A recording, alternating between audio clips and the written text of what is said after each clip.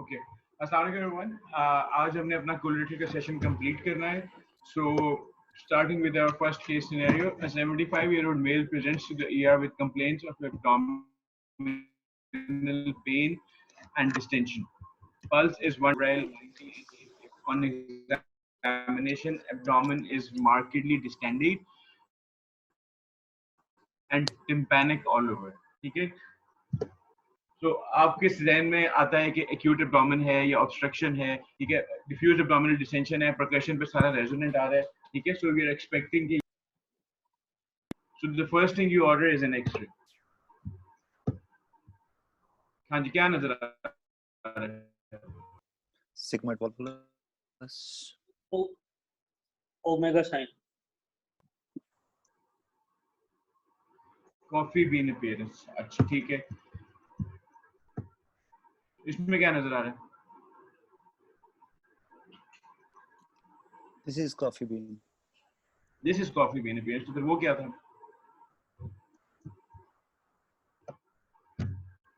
Omega sine. चलने ठीक है, ओमेगा साइन। ये क्या है?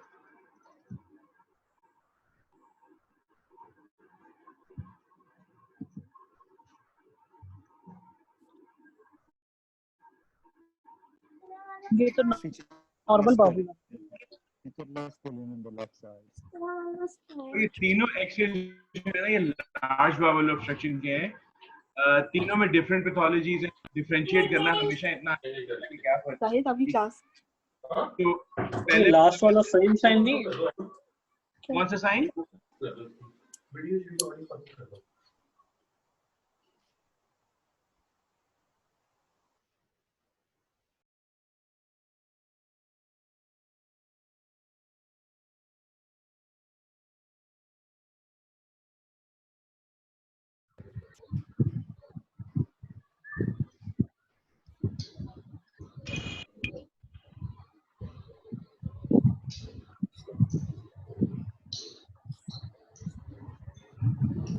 माइक म्यूट कर लें प्लीज।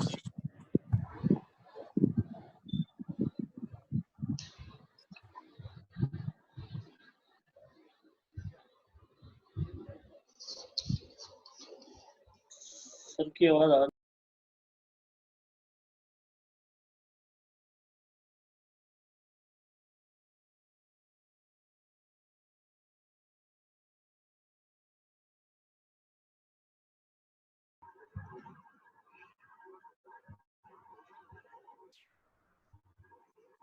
ठीक है। तो तीनों एक्सरेज जो है ना वो लार्ज बाउल शो कर रहे हैं। सो थोड़ा बहुत फर्क है। इंपॉर्टेंट बात ये है दिखाना कि it is not very easy कि आप डायरेक्टली एक्सरे पे लेबल कर लें कि जी ये सिग्मोइड है या सीकम है या क्या चीज है। तो जब वो क्लासिकल एक्सरेज दिखाए जाते हैं तो सिग्मोइड वॉल्वुलस का मतलब ये नहीं कि हर एक्सरे में आपको ओमेगा साइन ही नजर आएगा या आपको कॉफी बीन साइन नजर आएगा। सीकल वॉल्वुलस में there can be a significant overlap, ठीक है। तो हैं तीनों एक्सरेज लार्ज बाउल, ठीक है। ठीक है। सो वैसे पहला एक्सरे सिग्मोइड वॉल्वुलस का है, दूसरा एक्सरे सीकल वॉल्वुलस का है, तीसरा एक्सरे में लार्ज बाउल ऑब्स्ट्रक्शन है due to a tumour at the recto sigmoid junction, ठीक है। सो ये टिपिकल एक्सरेज है, लेकिन बहुत ज्यादा ओवरलैप है, ठीक है। आपके जो खास तौर पर जब वॉल्वुलस होते हैं इतना बड़ा सा लूप पड़ा होता है, अब वो सीकल वॉल्वुलस है या सिग्मोइड वॉल्वुलस है, उसको डायग्नोस करना बड़ा मुश्किल हो जाता है, ठीक है। कोई भी एक्सरे हो, कोई भी सिनेरियो हो, आपने हर हाल में मेलिग्नेंसी रूल आउट करनी है। It can still be a malignancy जिसको आप वॉल्वुलस बना के बैठे हो और वो कुछ और निकल रहा है उसमें। तो ये जो फर्स्ट एक्सरे इसमें क्या है इसमें ये जो कोलन की वॉल है ये काफी ज्यादा प्रोमिनेंट है, तो ये वो फीचर हो सकता है जिसमें air in the wall of bowel होती है। ये जो व्हाइट तीन एरोज लगे हैं ना, ये थिकनेस शो कर रहे हैं बाउल वॉल, ठीक है। ये इसमें ये दिस इज नॉट न्यूमो क्या कहते हैं उसको, pneumointestinalis. ये न्यूमो इंटेस्टिनालिस नहीं है, ये थिकन्ड बाउल वॉल है, ठीक है। तो मैंने आपको जैसे ऑब्स्ट्रक्शन वाले एक्सरे में लास्ट टाइम में किसी को याद हो रेडियोलॉजी वाला एक्सरे, तो थिकन्ड बाउल होती है, it shows chronicity of a problem. तो ये थिकन्ड का मतलब है कि इसको बार बार रिपीटेड अटैक्स हो रहे हैं, इसकी सिग्मोइड की वॉल बहुत ज्यादा थिक हुई हुई, ठीक है। तो it just shows the chronicity of the problem, ठीक है। इसमें क्या फर्क है? स्मॉल बाउल लार्ज दोनों इसमें लार्ज बाउल भी नजर आ रही है, इसमें स्मॉल बाउल भी नजर आ रही है, ठीक है। सो इसमें साइडों पे भी एयर आपको देखो लार्ज बावल का शेडो सारा बड़ा अच्छा नजर आ रहा है, ठीक है। ये आपकी डिसेंडिंग कोलन है, ये ट्रांसवर्स ऐसे जा रही है और ये असेंडिंग कोलन आ रही है, लेकिन यहाँ भी बहुत सारे शेडोज पड़े हैं स्मॉल बावल, ठीक है। सो अब इसमें भी लार्ज बावल ऑब्स्ट्रक्शन हो सकती है विद एन इनकॉम्पिटेंट आइलियोसेकल जंक्शन, ठीक है। सो वो भी इस सिनेरियो में फिट आता है, या फिर होता है ये सिंपली आइलियस हो जिसमें स्मॉल बावल लार्ज बावल सारी की सारी डिसेंडेड है, ठीक है। अब आइलियस वर्सेस ऑब्स्ट्रक्शन को कैसे डिफरेंशिएट करेंगे, आप रेक्टम को भी देखते हैं, ठीक है। अब रेक्टम में भी एयर है, ठीक है। तो इसमें आपको सारी नीचे वाली जगह पे भी, यहाँ पे भी आपको सारी की सारी एयर नजर आ रही है। तो दिस इज मोर लाइकली कि ये जो है ना ये आइलियस की पिक्चर है रादर देन ऑब्स्ट्रक्शन की पिक्चर, बिकॉज एयर पूरे बावल में पड़ी हुई है, ठीक है। सो पहला एक्सरे आ गया, सिग्मॉइड वॉल्वुलस आ गया, क्या करना है, प्रेस करना है, कैसे करना है, टेस्ट ट्यूब पास करके,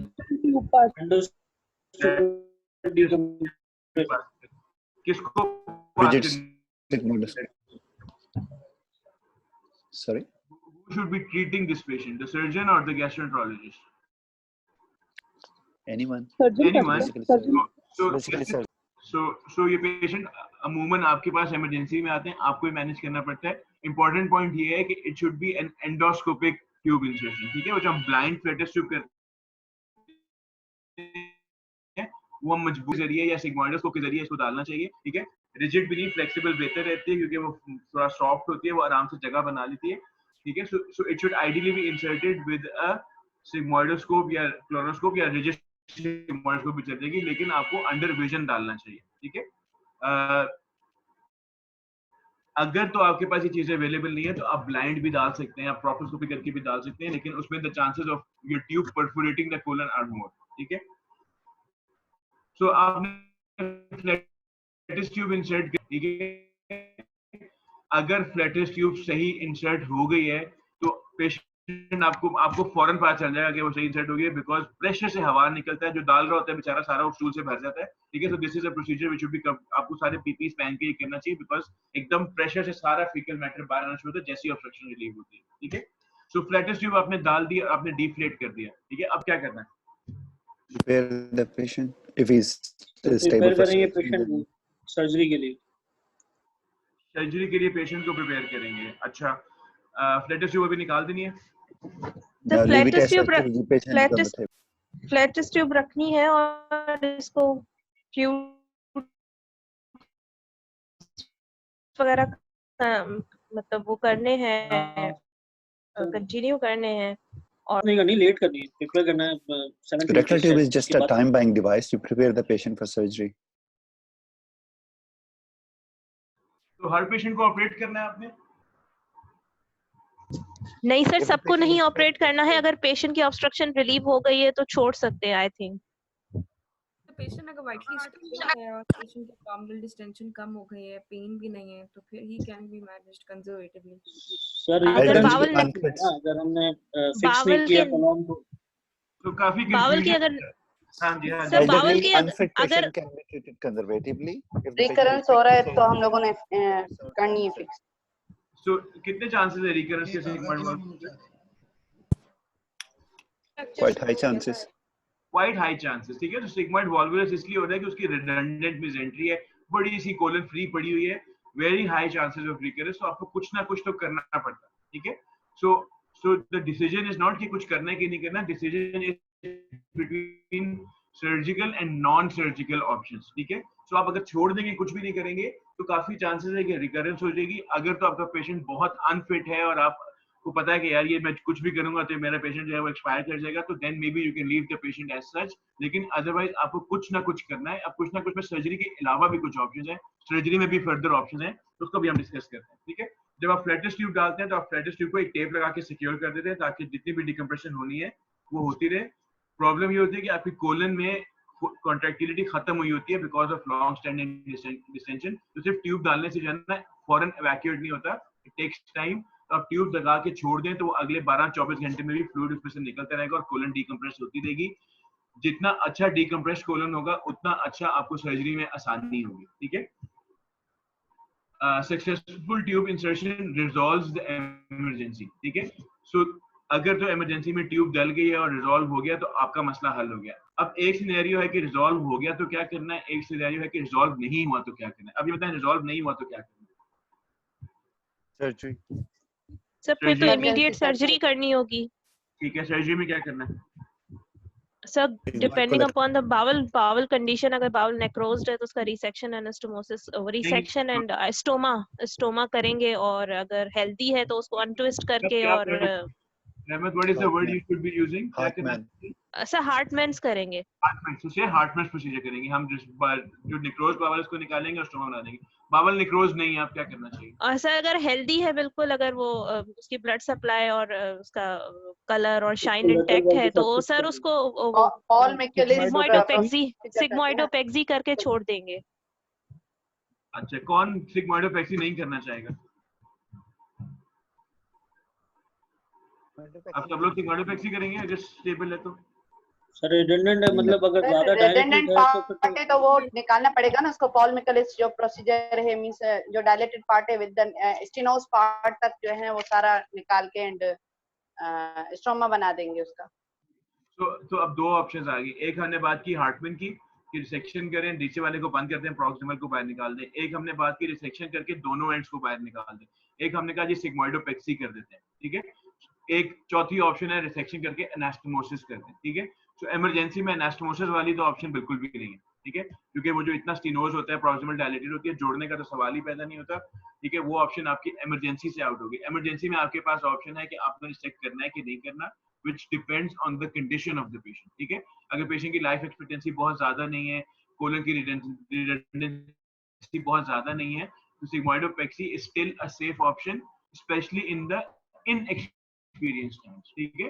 So अगर आपसे पूछा जाए जी आप क्या कर रहे हैं, तो आपने सिग्मोइडोपेक्सी ही बोलना है। सिग्मोइडोपेक्सी एक एक्सेप्टेबल ऑप्शन है, हाँ उसमें रिकरेंस के चांसेस ज्यादा हैं, लेकिन कुछ ना करने से बेहतर है कि आप सिग्मोइडोपेक्सी करें, ठीक है। लेकिन प्रेफर्ड अगर पूछा है तो प्रेफर्ड रिसेक्शन जरूर है, ठीक है। अब रिसेक्शन में डिपेंड करता है आपने जितना पार्ट निकाला है, उसके बाद अगर डिस्टल एंड भी स्किन के पास बाहर आ जाता है तो आप डबल बैरल स्टोमा बना दें। अगर डिस्टल एंड बाहर नहीं आ पा रहा तो आप डिस्टल को बंद करके सिर्फ डबल बैरल स्टोमा या पॉल मैकुलिस प्रोसीजर का फायदा ये है कि आपको बाद में जो रिवर्सल करना है उसमें लिप्रोटमी नहीं होगी, आप उसको वहीं से रिवर्स कर सकते हैं, ठीक है। तो दोनों ऑप्शन एक्सेप्टेबल हैं when you are resecting the bowel. Paul Mikulicz भी कर सकते हैं और हार्टमैन भी कर सकते हैं। अच्छा जी, अब in elective settings in young patients and elective sigmoidectomy is required, mandatory आपने करनी है। यंग बंदा है, उसकी सारी लाइफ पड़ी है, क्योंकि रिकरेंस ज्यादा है तो इस्टेक्टमी करनी है और सिग्मोइडोपेक्टमी करके आप एनास्टोमोसिस भी करें, ठीक है। तो हम बात कर रहे हैं फ्लेटस ट्यूब डल गई थी, पेशेंट सेटल हो गया, अब आप इलेक्टिव सेटिंग में उसका ऑपरेशन करें। So in young patients you do an elective sigmoidectomy with primary anastomosis.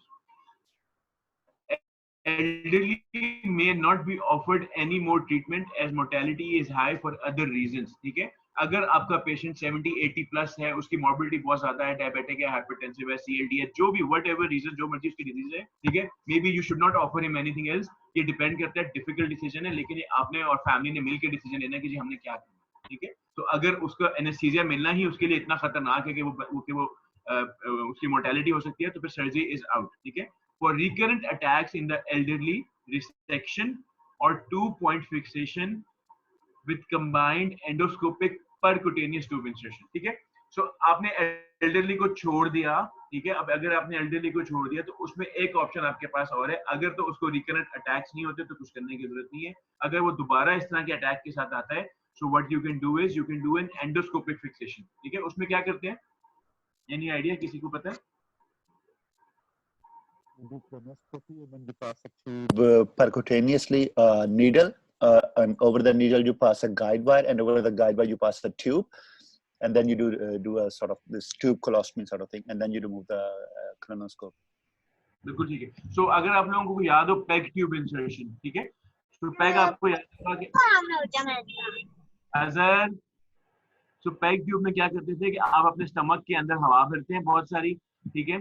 आपकी यहाँ से एंडोस्कोप अंदर आई होती है, वो हवा भरी होती है, आपकी एब्डोमिनल वॉल और स्टमक जो है ना वो आपस में कंबाइन हुए होते हैं, ठीक है। फिर आप जिस सेंट्रल लाइन डालते हैं सेंट-लेगर टेक्निक से, आप एक पहले वायर इंसर्ट करते हैं और उस वायर के ऊपर आप अपनी गैस्ट्रोस्टमी ट्यूब डाल देते हैं। गैस्ट्रोस्टमी ट्यूब स्पेशल गैस्ट्रोस्टमी ट्यूब होती है, उसका एक बम्पर होता है मोटा सा, ठीक है। वो बम्पर जो है ना उसको जब आप पुल करते हैं तो वो स्टमक को और एब्डोमिनल वॉल को आपस में जोड़ देता है और एक बाहर उसके एक और स्टॉपर होता है जो इन दोनों को आपस में प्रेस करके रखता है, ठीक है। तो यही पेग ट्यूब भी यूज कर सकते हैं या कोलोस्टमी कोलन के लिए स्पेसिफिक ट्यूब भी बनाई गई है, लेकिन आमतौर पे जरूरत नहीं पड़ती क्योंकि ये इतना कॉमन प्रोसीजर नहीं है।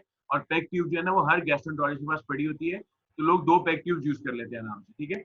तो आप यही काम आप कर रहे हैं कोलन के साथ, ठीक है। तो ये आपकी एब्डोमिनल वॉल है और ये आपकी बड़ी सी जो है ना डिस्टेंडेड सिग्मोइड कोलन, यहाँ पे आपने एब्डोमिनल वॉल के उसमें हवा भरी, एक यहाँ पे उसको फिक्स किया और एक यहाँ पे फिक्स किया, दोनों जगह पे आपने गैस्ट्रोस्टमी ट्यूब डाल दी, ठीक है।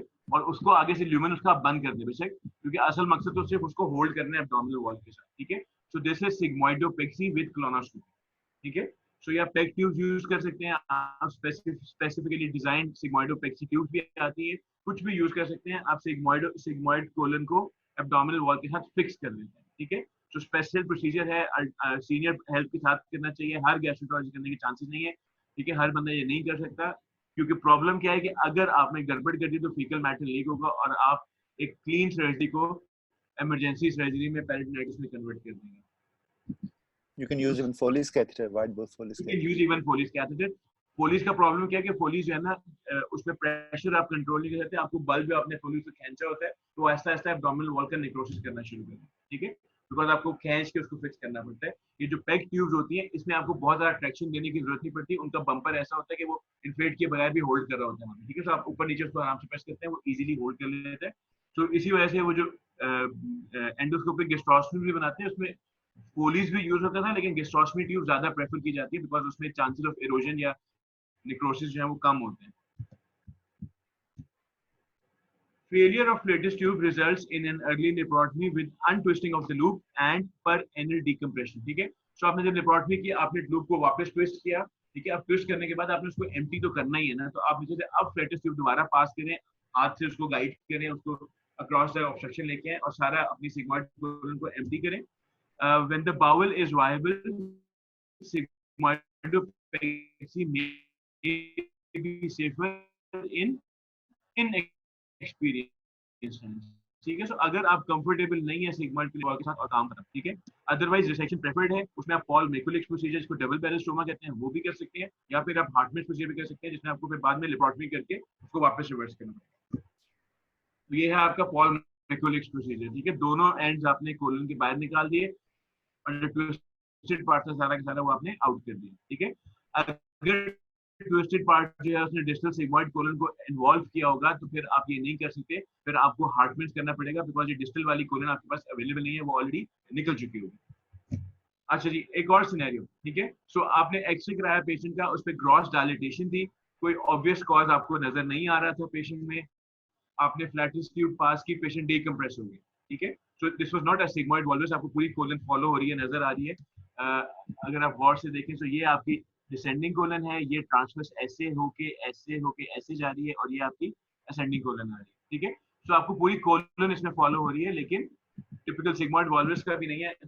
खैर फ्लैटिस ट्यूब से डीकंप्रेस हो गया, आपने पेशेंट को एक दिन के लिए कंजर्वेटिव रखा, फिर आपने जो है ना उसको डिस्चार्ज का प्लान था, 4 दिन के बाद दोबारा उसको एब्डोमिनल डिस्टेंशन डेवलप होना शुरू हुआ, ठीक है।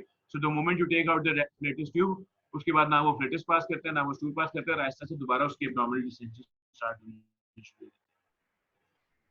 So you do a CT scan, कुछ नहीं मिला, फिर आपने कोलोनोस्कोपी भी ऑर्डर कर दी कि यार उसमें कोई चीज मिस ना हो रही हो, कोलोनोस्कोपी भी नॉर्मल थी, ठीक है। So there is no mechanical cause of obstruction, लेकिन सारी की सारी कोलन डिस्टेंडेड है। आप क्या करें?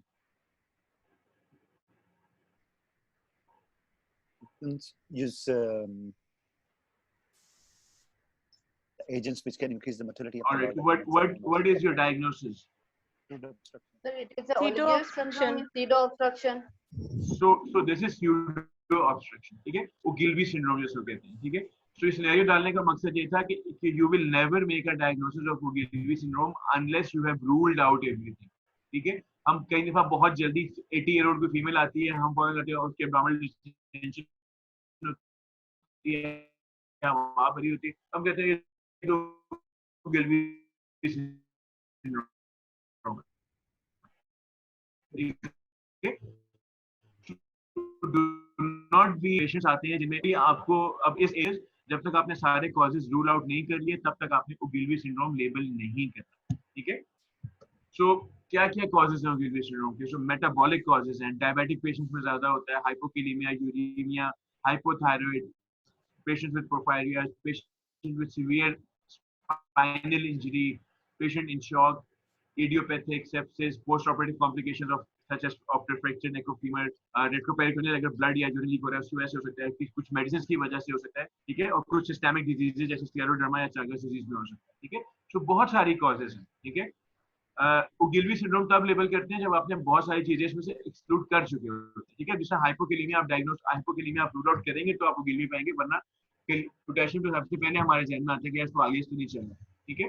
सो लेकिन ये फिर भी चेकलिस्ट पूरी इसलिए बनाई गई है कि आप बहुत सारी चीजें आप मिस कर देते हैं, तो फिर आप इस चेकलिस्ट से बारी बारी एक एक करके सारी चीजें रूल आउट करते जाते हैं. जब सारी चीजें रूल आउट हो जाए तब आप उसको इडियोपैथिक या ओगिलवी सिंड्रोम लेबल करेंगे, ठीक है. सो सूडो ऑब्स्ट्रक्शन का मतलब है कि मैकेनिकल ऑब्स्ट्रक्शन नहीं है पर बावल काम नहीं करता, ठीक है. तो कोई चीज उसको ऑब्स्ट्रक्ट नहीं करती लेकिन बावल का फंक्शन ही खराब है. ओगिलवी सिंड्रोम तब है जब ये सब कुछ रूल आउट करने के बाद सिर्फ इडियोपैथिक कॉज रह गया, उसको ओगिलवी कहते हैं, ठीक है. So if you have a patient who does not have a mechanical cause of obstruction, तो आपने सारी कॉजेज जो है ना ध्यान में रखनी है और बारी बारी करके टिक करके आपने क्रॉस करके हर चीज को रूल आउट करना होता है, ठीक है. So it is large bowel obstruction with no obvious cause, confirmation by colonoscopy or a single contrast water soluble barium enema या CT scan, ठीक है. तो ओगिलवी सिंड्रोम या सूडो ऑब्स्ट्रक्शन तब लेबल होगी जब आप मैकेनिकल ऑब्स्ट्रक्शन रूल आउट कर लेते हैं विद CT एंड colonoscopy या विद बेरियम एनीमा एंड दोनों चीजें होनी चाहिए, ठीक है. आप बेरियम एनीमा भी कराएं और आप colonoscopy भी कराएं, दोनों नॉर्मल है, फिर आप उसको सूडो ऑब्स्ट्रक्शन लेबल करें. You treat and you find and treat any identifiable causes. अगर कुछ नहीं मिलता तो फिर आप IV नियोस्टिग्मिन देंगे, ठीक है. तो आप 1 mg का इंजेक्शन लगाते हैं नियोस्टिग्मिन का. नियोस्टिग्मिन क्या करता है? तो बेसिकली कौन सी एंटीकोलिनेस्टरेज इनहिबिटर, एंटीकोलिनेस्टरेज इनहिबिटर, ठीक है. तो यानी कि ये पैरासिम्पैथेटिक एक्टिविटी बढ़ा देगा, ठीक है. सो IV नियोस्टिग्मिन देने का मतलब है कि आप पैरासिम्पैथेटिक एक्टिविटी बढ़ा के बावल की मोटिलिटी इंक्रीज करना चाह रहे हैं. आमतौर पे up to 60% of the patients with Ogilvie syndrome जो है ना वो नियोस्टिग्मिन से रिलीव हो जाते हैं, ठीक है. अगर नियोस्टिग्मिन इफेक्टिव नहीं है तो फिर आप क्लोनोस्कोपिक डिकम्प्रेशन करेंगे. इट इज इंपॉर्टेंट कि अगर सूडो ऑब्स्ट्रक्शन को आपने टाइमली पिक करके ट्रीट ना किया, प्लेटस ट्यूब ना डाली या क्लोनोस्कोपी डिकम्प्रेस ना किया तो सीकल परफोरेशन हो सकती है, बिकॉज जैसे जैसे डायमीटर उसका बढ़ता जाएगा तो उसमें परफोरेशन के चांसेस बढ़ते जाएंगे. Maximum risk of perforation is when the caecum is more than 14 centimetre in diameter. Surgery is associated with high morbidity and mortality and should be reserved for those with impending perforation, ठीक है. तो surgery का भी कोई खास role नहीं है, लेकिन सर्जरी आप जब कुछ भी समझ नहीं आ रहा, कोई भी चीज काम नहीं कर रही, तो आप सर्जरी करके स्टोमा बना सकते हैं. अब उसमें भी डिबेट है कि कोलोस्टमी बनानी है या इलियोस्टमी बनानी है. आमतौर पे लोग पहले कोलोस्टमी बना के देखते हैं. बहुत दफा कोलोस्टमी बनाने से मसला हल हो जाता है, लेकिन स्टिल कि आप कोलोस्टमी बनाएंगे और फिर भी बावल काम नहीं करेगी तो फिर आपको उसको कोलोस्टमी को कन्वर्ट करके इलियोस्टमी बनानी पड़ सकती है, ठीक है. तो इसलिए सर्जरी जो है ना वो आप एंड पे रखते हैं, ठीक है. Rarely an endoscopically placed tube colostomy is used as a vent for patients with chronic unremitting condition, ठीक है. अब एक और ऑप्शन क्या है, जिसमें हमने वो सिग्मोइडोपेक्सी की थी एंडोस्कोपी के जरिए, उसी तरह आप एक ट्यूब डाल दें कोलन में, उसको फिक्स कर दें और उस ट्यूब के साथ एक यूरिन बैग अटैच करें, ठीक है. उससे क्या होगा कि प्रेशर बिल्ड नहीं होगा कोलन में, हवा जो जमा हो रही है वो निकलती रहेगी हर, ठीक है. सो पेशेंट का जो डेफिकेशन का सिस्टम है वो खराब नहीं है, वो ठीक है, हवा निकलती रहेगी, जो भी स्टूल थोड़ा बहुत आएगा वो उसको आराम से खुद ही बाद में इवैक्यूएट करता रहेगा, ठीक है. सो आप ये भी कर सकते हैं. अच्छा जी, next scenario. A 32-year-old male presents to the OPD with something coming out of the anus. He has a history of chronic constipation. You examine the patient and this is what you find. How do you differentiate this from hemorrhoids? Anyone? Full thickness. This is a complete full thickness. एक बंदा बताए, doctor कील आप बता दें. तो full thickness होगा और circumferential full thickness. circumferential होगा, वेरी इंपॉर्टेंट. और सर वॉल की डबल लेयर फील होगी इसमें. सो आप उसको जब उंगली उसके ऊपर फेरेंगे तो आपको एक लेयर के ऊपर दूसरी लेयर चढ़ी हुई फील हो सकती है, जरूरी नहीं है, ठीक है. लेकिन अगर फुल प्रोलैप्स होगा तो आपको फील होगी, ठीक है. अब रेक्टल प्रोलैप्स जो है ना वो फुल थिकनेस भी हो सकता है और म्यूकोजल भी हो सकता है, ठीक है. तो मेन जो फीचर है वो उसकी सर्कमफ्रेंशियल होना सबसे ज्यादा की फीचर है जो आपको कंफर्म कर देता है कि ये एनल म्यूकोजा ही लग रहा है, ठीक है। और फील करके आप देख सकते हैं कि सिर्फ म्यूकोजा है या फुल थिकनेस प्रोलैप्स है। So rectal prolapse can be full thickness or partial thickness. If full thickness, the whole wall of the rectum is included. It commences as a rectal intussusception. Basically, rectum is going into the rectum. जो आपकी जो prolapse है ना, basically ये आपकी rectum normally ऐसी होती है, ठीक है। यहाँ पे क्या होता है कि rectum थोड़ी सी लूज हुई होती है, lax हुई होती है, ठीक है। So यही rectum आपकी prolapse होके बाहर आ रही होती है और वापस आके ऐसे ऊपर जा रही है, ठीक है। So this is your rectal prolapse कि आपकी rectum नीचे आके वापस ऊपर जा रही है, तो दिस इज रेक्टो-रेक्टल इंटरसेप्शन, ठीक है। तो इसको कहते हैं रेक्टल प्रोलैप्स कि आपकी रेक्टम ही लैक्स होने की वजह से या लूज होने की वजह से वही अपने अंदर इन्वेड कर रही है। In the adults, the prolapse is often full thickness and is frequently associated with incontinence. Surgery is necessary for full thickness rectal prolapse. The operation is performed either via the perineal or via the abdominal approach, ठीक है। So full thickness prolapse है तो आपने उसकी surgical treatment करनी है, partial prolapse है तो फिर उसकी आप नॉन सर्जिकल ट्रीटमेंट कर सकते हैं।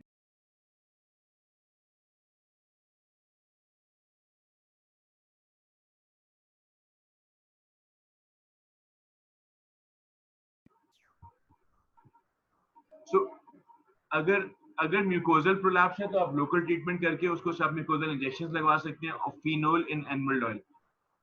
इसमें क्या होता है, फिनोल और एनिमल ऑयल की क्या सिग्निफिकेंस है? Creates an inflammatory reaction and causes fibrosis of the blood. ठीक है, so phenol is very toxic. आप जहाँ भी इंजेक्ट करेंगे वहाँ पे एक strong fibrotic reaction आता है, वो हर चीज को फाइब्रोस कर देता है। almond oil की क्या सिग्निफिकेंस है? इवन डिस्ट्रीब्यूशन करता है, इवन डिस्ट्रीब्यूशन करता है, ठीक है। और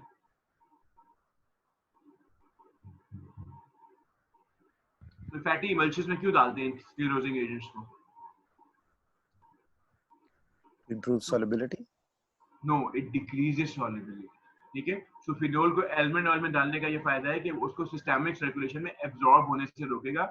almond oil में एब्जॉर्ब होएगा, उसका मॉलिक्यूलर वेट ज्यादा होता है, वो जल्दी से डिफ्यूज होके कैपिलरीज में नहीं जाता, ठीक है। So when you add phenol with almond oil तो उसकी वहां पे स्टे ज्यादा देर तक रहता है, फाइब्रोसिस भी ज्यादा होता है और सिस्टेमिक साइड इफेक्ट्स भी कम होते हैं। इसी वजह से आप साथ कोई फैटी एजेंट ऐड करते हैं। फिनोल के अलावा you can apply rubber bands which may be successful in cases of mucosal prolapse, ठीक है। सो बेसिकली म्यूकोजल प्रोलैप्स और हेमोरॉइड्स की ऑलमोस्ट सिमिलर ट्रीटमेंट है। इसमें कंप्लीट सर्कमफ्रेंशियल म्यूकोजा प्रोलैप्स कर रहा होता है, उसमें आपके सिर्फ डिफ्यूजन है वो प्रोलैप्स कर रहे होते हैं। एक्ससिजन भी कर सकते हैं प्रोलैप्स म्यूकोजा की, when mucosa can be excised. If circumferential, you can do either a stapled removal जैसे हम stapled hemorrhoidopexy करते हैं, वो हम आगे पढ़ेंगे, ठीक है। या फिर आप Delorme's प्रोसीजर करते हैं, वो भी अभी हम डिस्कस करते हैं कि आप पूरा का पूरा म्यूकोजा भी एक्सरसाइज कर सकते हैं। फुल थिकनेस प्रोलैप्स की जो है ना ट्रीटमेंट वो सर्जिकल है, ठीक है। अब उसमें ना 3 ऑपरेशन थे जो पेरिनियल ऑपरेशन है, जिसमें थियर्स ऑपरेशन, Delorme's ऑपरेशन और एल्टिमेयर्स प्रोसीजर, ठीक है। सो नाम आपको पता होना चाहिए, एग्जामिनर्स को बड़े पसंद है, नाम जरूर पूछते हैं, प्रोसीजर आता है ना आता हो, ठीक है। सो थियर्स ऑपरेशन जो है उसमें क्या हो रहा है कि उसमें आप एक वायर लेके, ठीक है, you pass it around the sphincter complex, ठीक है। सो आपने एक मेटल की वायर या एक प्रोटीन का धागा लेके आप पूरे स्फिंक्टर कॉम्प्लेक्स के अराउंड उस धागे को पास करते हैं और उसको आप नॉट लगा के टाइट कर देते हैं, उससे आपका बेसिकली एनल स्टेनोसिस हो जाए, ठीक है। सो आप अपनी ओपनिंग को छोटा कर रहे हैं, ठीक है। So a steel wire or a elastic or nylon tape is placed around the anal canal. Obsolete हो गया procedure owing to problems with chronic perineal sepsis, anal stenosis and obstructed defecation. ठीक है? So ये procedure लोगों ने बनाया था लेकिन कामयाब नहीं रहा because pain बहुत ज्यादा होती थी, stool pass करने में problem हो रही होती थी और फिर perianal abscesses और complications होना शुरू हो गई, ठीक है। दूसरा ऑपरेशन है Delorme's ऑपरेशन। So इसमें क्या करते हैं Delorme's ऑपरेशन में आप पूरा का पूरा म्यूकोजा जो है ना उसको उतार के, ठीक है, एक्सरसाइज करते हैं और वापस अपने कहते हैं एनल कैनाल को वापस आपस में स्टिच करते हैं, ठीक है। तो आपने ये इंसिजन दिया म्यूकोजा के ऊपर ए पिक्चर में, फिर आपने सारा का सारा म्यूकोजा था उसको स्ट्रिप ऑफ कर दिया अपने मसल के ऊपर, ठीक है, और फिर आपने उसको वापस अपने साथ जो बाकी गैप रह गया एनल कैनाल को रेक्टल म्यूकोजा को आपने वापस में आपस में स्टिच कर दिया, ठीक है। सो ये सो इसमें दो ऑप्शंस हैं, ठीक है। अगर तो सिर्फ म्यूकोजल प्रोलैप्स है फिर तो म्यूकोजा निकालेंगे, वैसे ही काम खत्म हो जाएगा। अगर आपने म्यूकोजा निकाला और आपका मसल बहुत ज्यादा नीचे आया हुआ है, एक ऑप्शन ये है कि आप इस मसल को प्लाइकेट करते हैं, जो पिक्चर सी है ना, ठीक है। So you can either plicate this सारा के सारा ताकि ऐसे इकट्ठा हो जाए। दूसरी ऑप्शन ये है कि इन्होंने यहाँ से इसको काट दिया, ठीक है। So you can even remove a full thickness, वो ठीक है, उसको काट भी सकते हैं, लेकिन आमतौर पे प्लाइकेशन करके ही एनास्टोमोसिस करते हैं। काटने वाला काम जो है वो एल्टिमियर्स ने किया था, ठीक है, वो क्या वो डिस्कस करते हैं। सो Delorme's procedure में, in this procedure the rectal mucosa is stripped circumferentially from the rectum over the length of the prolapse.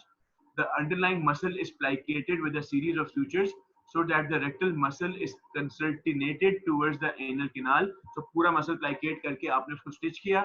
It is preferred in patients with short segment full rectal prolapse, ठीक है, but recurrence rates are higher in the region of 30% over 5 years, ठीक है।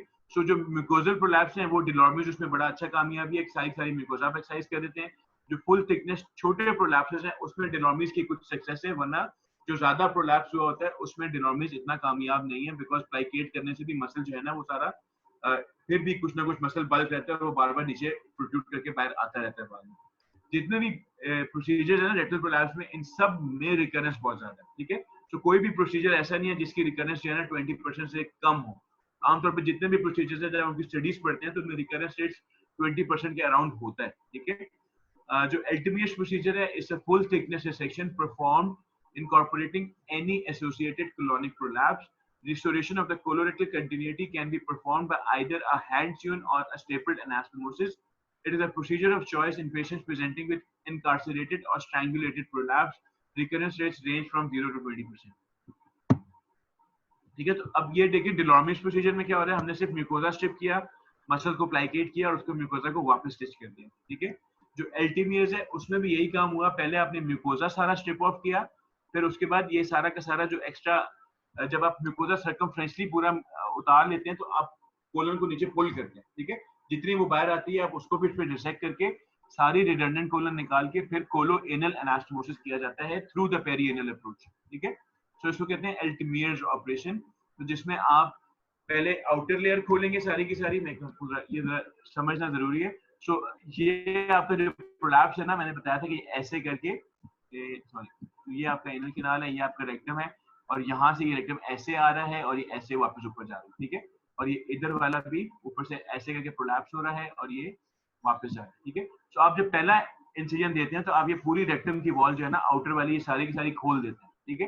ये पूरी खोल दी आपने, ये free हो गया, ठीक है। अब आपके ये ऐसे करके फ्री पड़ा हुआ है, ये इधर वाला ऐसे करके फ्री पड़ा हुआ है, और ये जो अंदर वाली रेक्टम है ना, ये जो सारी की सारी, इसको आप नीचे जितना पुल होता है उसको मैक्सिमम नीचे आप पुल करते हैं जितना ये पुल हो जाए, ठीक है। तो जितना मैक्सिमम पुल हो जाएगा, जहां पे ये रुक जाएगा वहां से आप इसको ऐसे करके पूरा का पूरा काट देंगे और इस एंड को इधर एनास्टोमोस कर देंगे, इस एंड को इधर एनास्टोमोस कर देंगे, और जैसे ही उसको आप एनास्टोमोस से छोड़ेंगे तो थोड़ा सा वापस ऊपर पुल हो जाएगा, बिकॉज पहले आपने खींच के नीचे लेके आया था, ठीक है।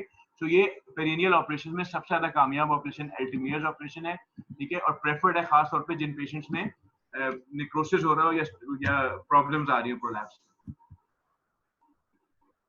Abdominal operation. जी Do you do hand sewn or you use bum gun for this? You can do either, ठीक है। You can do a hand sewn anastomosis, you can do a circular stapler anastomosis, लेकिन क्योंकि आपने दोनों बावल के ends open पड़े होते हैं तो नॉर्मली आप इसमें हैंड सीव नहीं करते। उसमें एक वो डिवाइस आती है, उसको लोन स्टार कहते हैं, अगर आप लोगों ने कभी देखा हो तो वो पूरा रेक्टम को ना खोल के ऐसे रख देता है, तो उसके जरिए आप इसको ट्रैक्शन देते हैं और फिर आप एनास्टोमोसिस करते हैं। Loan star retractor. Yes, loan star retractor होते हैं। सो एब्डोमिनल ऑपरेशन जो है, हाँ जी, ठीक है। सो एब्डोमिनल ऑपरेशन में ना 2-3 डिफरेंट ऑप्शन है आपके पास, ठीक है। सो उसमें जो आप मेन फंक्शन आप करना चाह रहे हैं, you are trying to pull the rectum back into the abdomen, वो जो प्रोलैप्स पार्ट था आप उसको सारे को रिड्यूस करके पुल करके you want to fix it back into its normal anatomical position, ठीक है, जिसको रेक्टोपेक्सी भी कहा जाता है, ठीक है। अब रेक्टोपेक्सी के 2-3 तरीके हैं। एक है सूचर रेक्टोपेक्सी, कि आपने रेक्टम को पहले सारा का सारा उसकी एडिशन ब्रेक की, उसको वापस एब्डोमेन में पुल इन किया, ठीक है। उसके बाद आपने रेक्टम को पेल्विक साइड वॉल से या सेक्टम से दोबारा सूचर्स लगा के स्टिच कर दिया, 4 से 6 आपने नॉन एब्जॉर्बेबल सूचर से टांके लगा दिए। सूचर रेक्टोपेक्सी में रिकरेंस आता है, उस रिकरेंस को रोकने के लिए लोगों ने मेशेस इस्तेमाल करना शुरू किया, ठीक है। सो पीटीएफयू यूज किया, प्रोलीन मेशेस यूज किए, ठीक है। So you insert a sheet of polypropylene mesh between the rectum and the sacrum, ठीक है। posterior side, hitching up the rectosigmoid junction with a Teflon sling to the front of the sacrum. ठीक है, तो आपने rectum को पुल करके stitch भी कर दिया ऊपर और नीचे एक मैश भी रख दिया. मैश से क्या होगा कि वो सैक्रम और रेक्टम के बीच में स्ट्रॉन्ग एडिशंस बनाएगी, so rectum will not collapse into the perineum. ठीक है. तीसरी ऑप्शन है रिसेक्शन रेक्टोपेक्सी. ठीक है, अब क्योंकि जो रेक्टम है आपकी वो बार बार प्रोलैप्स होकर नीचे जा रही होती है, तो काफी रिडंडेंट रेक्टम पड़ी होती है वहां पे. तो थर्ड ऑप्शन ये है कि आपकी अगर रिडंडेंट रेक्टम बहुत ज्यादा है तो आप सारी की सारी एक्स्ट्रा रेक्टम को काटें और एनास्टोमोस करें और फिर उसको फिक्स भी करें. ठीक है. So as an abdominal rectopexy may lead to severe constipation, some surgeons recommend combining this procedure with resection of the sigmoid colon, so called resection rectopexy. उसमें कुछ लोग रिसेक्शन रेक्टोपेक्सी के साथ फिक्स भी करते हैं, कुछ लोग फिक्स नहीं करते. डिबेट ये है कि अगर आपने सारा रिडंडेंट पार्ट निकाल दिया तो प्रोलैप्स होने के लिए कुछ बचेगा नहीं, तो शायद आपको फिक्सेशन की जरूरत नहीं है. लेकिन people still do combine mesh with this because इसमें भी रिकरेंस के चांसेस होते हैं. यही जो रेक्टोपेक्सीज हैं ये अब लैप्रोस्कोपिक होना शुरू हो गई हैं. लैप्रोस्कोपी में पोस्टीरियर की बजाय अब एंटीरियर मैश रखना शुरू कर दिया. ठीक है. So the plane between the rectum and the vagina, आप एंटीरियरली एक प्लेन बनाते हैं रेक्टम और वेजाइना के बीच में, वहां पे आप मैश की स्ट्रिप रखते हैं और उसको एंटीरियरली आती है और पीछे उसको सैक्रम के साथ स्टिच कर देते हैं. ठीक है. थोड़ा सा वियर्ड सी पिक्चर बनती है, मैं अभी आपको दिखाता हूँ कैसे हो रही है. ठीक है. सो आपका मैश जो है ना वो एंटीरियर रेक्टम से स्टिच हो रहा है. ठीक है. लेकिन वो रेक्टम से लैटरल होता हुआ वो पीछे जाके सैक्रम पे स्टिच हो जाता है, तो वो एडिशंस भी बना देता है और वो प्रोलैप्स होने से भी रोकता है. इसको वेंट्रल रेक्टोपेक्सी कहते हैं. The upper end of the mesh is secured to the sacral promontory with sutures or tackers, thus resuspending the rectum and preventing prolapse. तो आप prolapse भी रोक रहे हैं बजाय उसको retract करके और mesh भी लगा रहे हैं ताकि adhesions बन जाए. So पहला ऑपरेशन जो abdominal approach से हुआ था उसका नाम था Ripstein procedure. ठीक है. So उसमें क्या किया कि आपने rectum को all around mobilize किया. ठीक है. और posterior से जो है ना आपने एक mesh का पीस लेके उसके all around जो है ना स्टिच कर दिया. सो ये आप कहते हैं एक पेल्विक साइड वॉल से होता हुआ कोलन रेक्टम पे स्टिच हुआ हुआ है, फिर सारा एंटीरियरली स्टिच हुआ हुआ है, फिर ऑपोजिट साइड की पेल्विक साइड वॉल से स्टिच हुआ हुआ है. ठीक है. तो बेसिकली आपने पूरी रेक्टम को पीछे सैक्रम के साथ फिक्स कर दिया है और पूरी जो आपकी जो मैश था ये एंटीरियरली जा रहा है. ठीक है. सो इसमें कॉम्प्लिकेशंस ज्यादा थी. मैश इरोड कर जाता है बावल में, मैश की एडिशंस बनती है स्मॉल वॉल से क्योंकि मैश एक्सपोज पड़ा होता है. सो ये मोर प्रॉब्लम्स. ठीक है. अगला प्रोसीजर आया वेल्स रेक्टोपेक्सी. सो वेल्स में क्या किया उन्होंने कहा जी मैश को ना पीछे जो प्री साइड जो आपकी जो टीएमई प्लेन होता है रेक्टम के पीछे उसमें रख देते हैं मैश. ठीक है. तो इसको कहते हैं पोस्टीरियर रेक्टोपेक्सी या वेल्स रेक्टोपेक्सी. तो the mash is behind the rectum and in front of the sacrum. तो सैक्रम और रेक्टम के बीच में आपने एक मैश लगा के उसको रेक्टम से स्टिच कर दिया. इसको वेल्स रेक्टोपेक्सी कहते हैं. लैप्रोस्कोपी में आप वेल्स रेक्टोपेक्सी भी करते हैं. लैप्रोस्कोपी में नया प्रोसीजर आ गया उसको वेंट्रल रेक्टोपेक्सी कहते हैं. ठीक है. अब इसमें क्या कर रहे हैं कि आप वेजाइना और रेक्टम के बीच में एक प्लेन बनाते हैं जहाँ पे नॉर्मली जो कि बेसिकली पेरिटोनियल रिफ्लेक्शन से नीचे है. ठीक है. तो पेरिटोनियल रिफ्लेक्शन ओपन करते हैं, वेजाइना और रेक्टम के बीच में प्लेन बनाते हैं, वहां पे आप एक मैश रख के उसको रेक्टम से स्टिच कर देते हैं, फिर मैश को आप रेक्टम के साइड से लाके सैक्रल प्रोमोन्टरी से स्टिच कर देते हैं. ठीक है. सो ये प्रोसीजर है. ठीक है. सो आपने पहले अपनी पेरिटोनियल रिफ्लेक्शन ओपन की, नीचे जाके रेक्टम पे आपने मैश को स्टिच किया और फिर मैश को यहाँ पे आके आपने सैक्रल प्रोमोन्टरी से स्टिच कर दिया. आपका रेक्टम जो है वो साइड पे पड़ा हुआ है. ये आपका रेक्टम सारा का सारा ये ऐसे पड़ा हुआ है, ऐसे ये जा रहा है. ठीक है. ये जा रहा है, ये जा रहा है और यहाँ जा रहा है, यहाँ पे वो स्टिच हुआ हुआ है. इसमें करते क्या है कि ये जो पेरिटोनियल का फोल्ड है और फिर ये जो पेरिटोनियल का फोल्ड है इसको फिर आप मैश के ऊपर वापस सूचर कर देते हैं. ठीक है. सो आपका मैश बेसिकली एंटीरियर से होता हुआ रेक्टम के साइड पे आ गया और सैक्रम से स्टिच हो गया. तो ये प्रोलैप्स भी रोक रहा है, ये एडिशंस भी बना रहा है और ये ऊपर पेरिटोनियम से कवर हो जाएगा तो एडिशंस भी नहीं बनने देगा. लैप्रोस्कोपी का सबसे फेवरेट प्रोसीजर अभी वेंट्रल रेक्टोपेक्सी है. रिकरेंस रेट्स लो हैं लेकिन अभी भी मोर देन 10% रिकरेंस रेट्स हैं विद वेंट्रल रेक्टोपेक्सी. ठीक है. लैप्रोस्कोपी का सबसे बड़ा फायदा यह है कि वो पेशेंट्स जिनमें रेक्टल प्रोलैप्स भी है और वेजाइनल प्रोलैप्स भी है तो वो बेस्ट है क्योंकि आप दोनों काम लैप्रोस्कोपिकली हैंडल कर सकते हैं. This is ventral रेक्टोपेक्सी.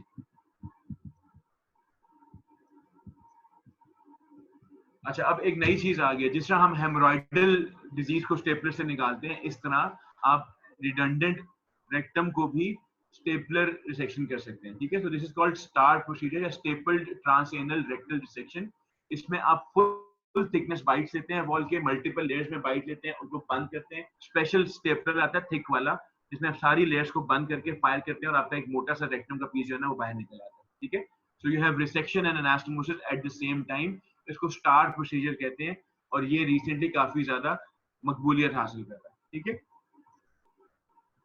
So rectal prolapse की update. So management of full thickness rectal prolapse is almost exclusively surgical. ठीक है? So अगर full thickness है तो इसका non-surgical management fail हो जाएगी. Correcting full thickness rectal prolapse results in improved quality of life. There is no current evidence to support the superiority of abdominal or perineal approaches to rectal prolapse. Laparoscopic approaches are as effective as open approaches and have the benefit of decreased recovery times and lower morbidity. Laparoscopic surgery have particular benefits for management of combined genital and rectal prolapse. Surgery may offer symptomatic relief in carefully selected patients with obstructive defecation syndrome. The TransStar technique of STAR may be associated with less postoperative fecal urgency and more suitable long-term results. अभी तक जो study star की आई है वो favourable है और मे भी शायद फ्यूचर में यही आपका मेन प्रोसीजर बन जाए फॉर रेक्टल प्रोलैप्स, क्योंकि इजी है. आपने सिर्फ स्टेपलर पहले आपने फुल बाइट्स लेके उनको नॉट्स लगानी होती हैं और फिर आप स्टेपलर से फायर करते हैं और आपका फुल थिकनेस जो है ना रेक्टम बाहर निकल आती है.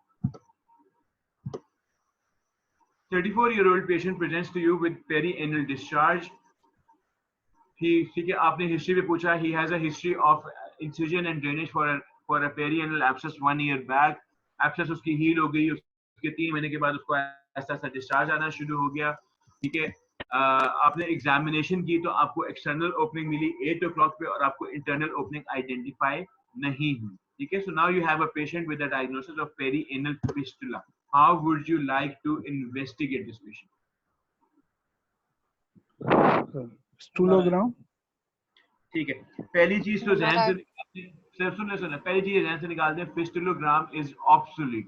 ठीक है, फिस्टुलोग्राम आपको कोई काम की इंफॉर्मेशन नहीं देता. फिस्टुलोग्राम से आपको कुछ पता नहीं चलता. फिस्टुलोग्राम से आपको ये पता चल जाएगा जो आपने कंट्रास्ट दिया वो रेक्टम में चला गया.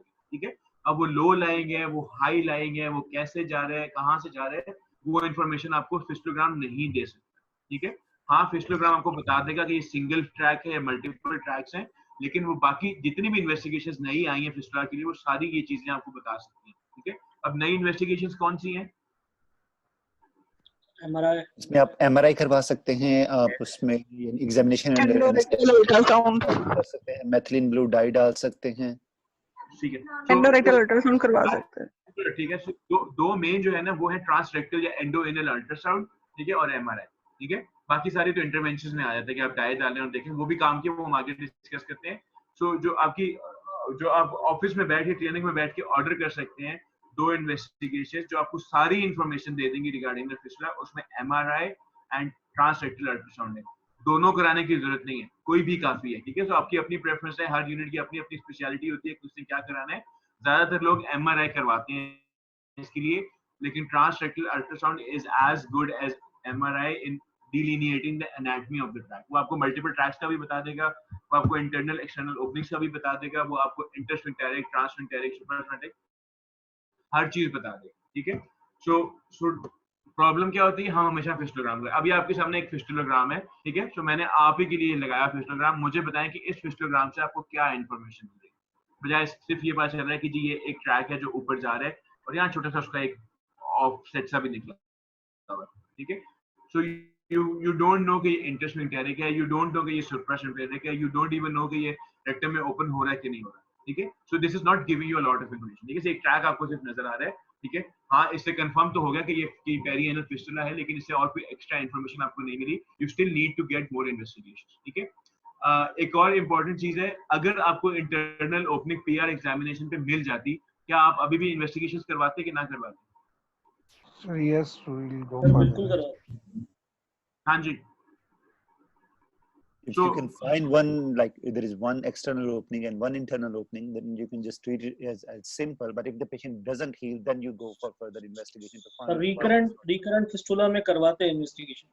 तो डॉक्टर क्लियर की बात ना बड़ी वाज़ेह बात है. ठीक है, सो अगर आपको स्ट्रेट फॉरवर्ड केस है, पहली दफा पेशेंट आपके पास आया है, सिंगल एक्सटर्नल ओपनिंग है, सिंगल इंटरनल ओपनिंग है, सिंपल फिस्टुला लग रहा है, आपको इन्वेस्टिगेशंस की जरूरत नहीं है, चाहे वो लो लाएंगे चाहे वो हाई लाएंगे. अगर आपको सिंपल एब्सेस की ड्रेनेज की हिस्ट्री थी, इंटरनल एक्सटर्नल ओपनिंग आपको सिंगल मिल रही है, ठीक है, कोई आपको कंफ्यूजन नहीं है कि आप किस चीज से डील कर रहे हैं, you can go ahead and operate on the patient. ठीक है, अगर मल्टीपल ओपनिंग्स हैं, अगर आपको इंटरनल ओपनिंग नहीं मिल रही, अगर रिकरेंट हर्नियाज है, अगर हिस्ट्री ऑफ क्रोन्स डिजीज है, अगर हिस्ट्री ऑफ ट्यूबरकुलोसिस है, ठीक है, फिर आपको एमआरआई करवा के इन्वेस्टिगेट करवा लेना चाहिए. कि आप मल्टीपल ट्रैक्स के साथ तो डील नहीं कर रहे, ठीक है। So one of the most common reason for failure of fistula surgery is कि मल्टीपल ट्रैक्स होते हैं, आप एक ही ट्रैक को ऑब्लिटरेट करके आप कहते हैं मेरा काम खत्म हो गया, उसकी एक और ब्रांच जा रही होती है और वहां से पीसेस या पास आ रही होती है और आपका पेशेंट जो है ना वो रिकरेंसी कंप्लेंट करता है, ठीक है। सो नॉर्मली 80% ऑफ फिस्टुलास जो एब्सेस के बाद बनते हैं उनमें आपको इन्वेस्टिगेशन की जरूरत नहीं पड़ती, वो लो लाइंग होते हैं, छोटे से ट्रैक्स होते हैं, हर केस में आपको MRI या एंडोरेक्टल अल्ट्रासाउंड की जरूरत नहीं है, ठीक है। तो आपने अगर PR की और आपको इंटरनल ओपनिंग फॉरन मिल गई है तो वो काफी होना चाहिए आपको, ठीक है। How do you classify fistulas?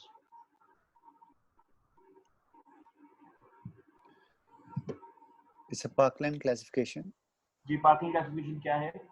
It's intersphincteric, transsphincteric, extrasphincteric, and suprasphincteric.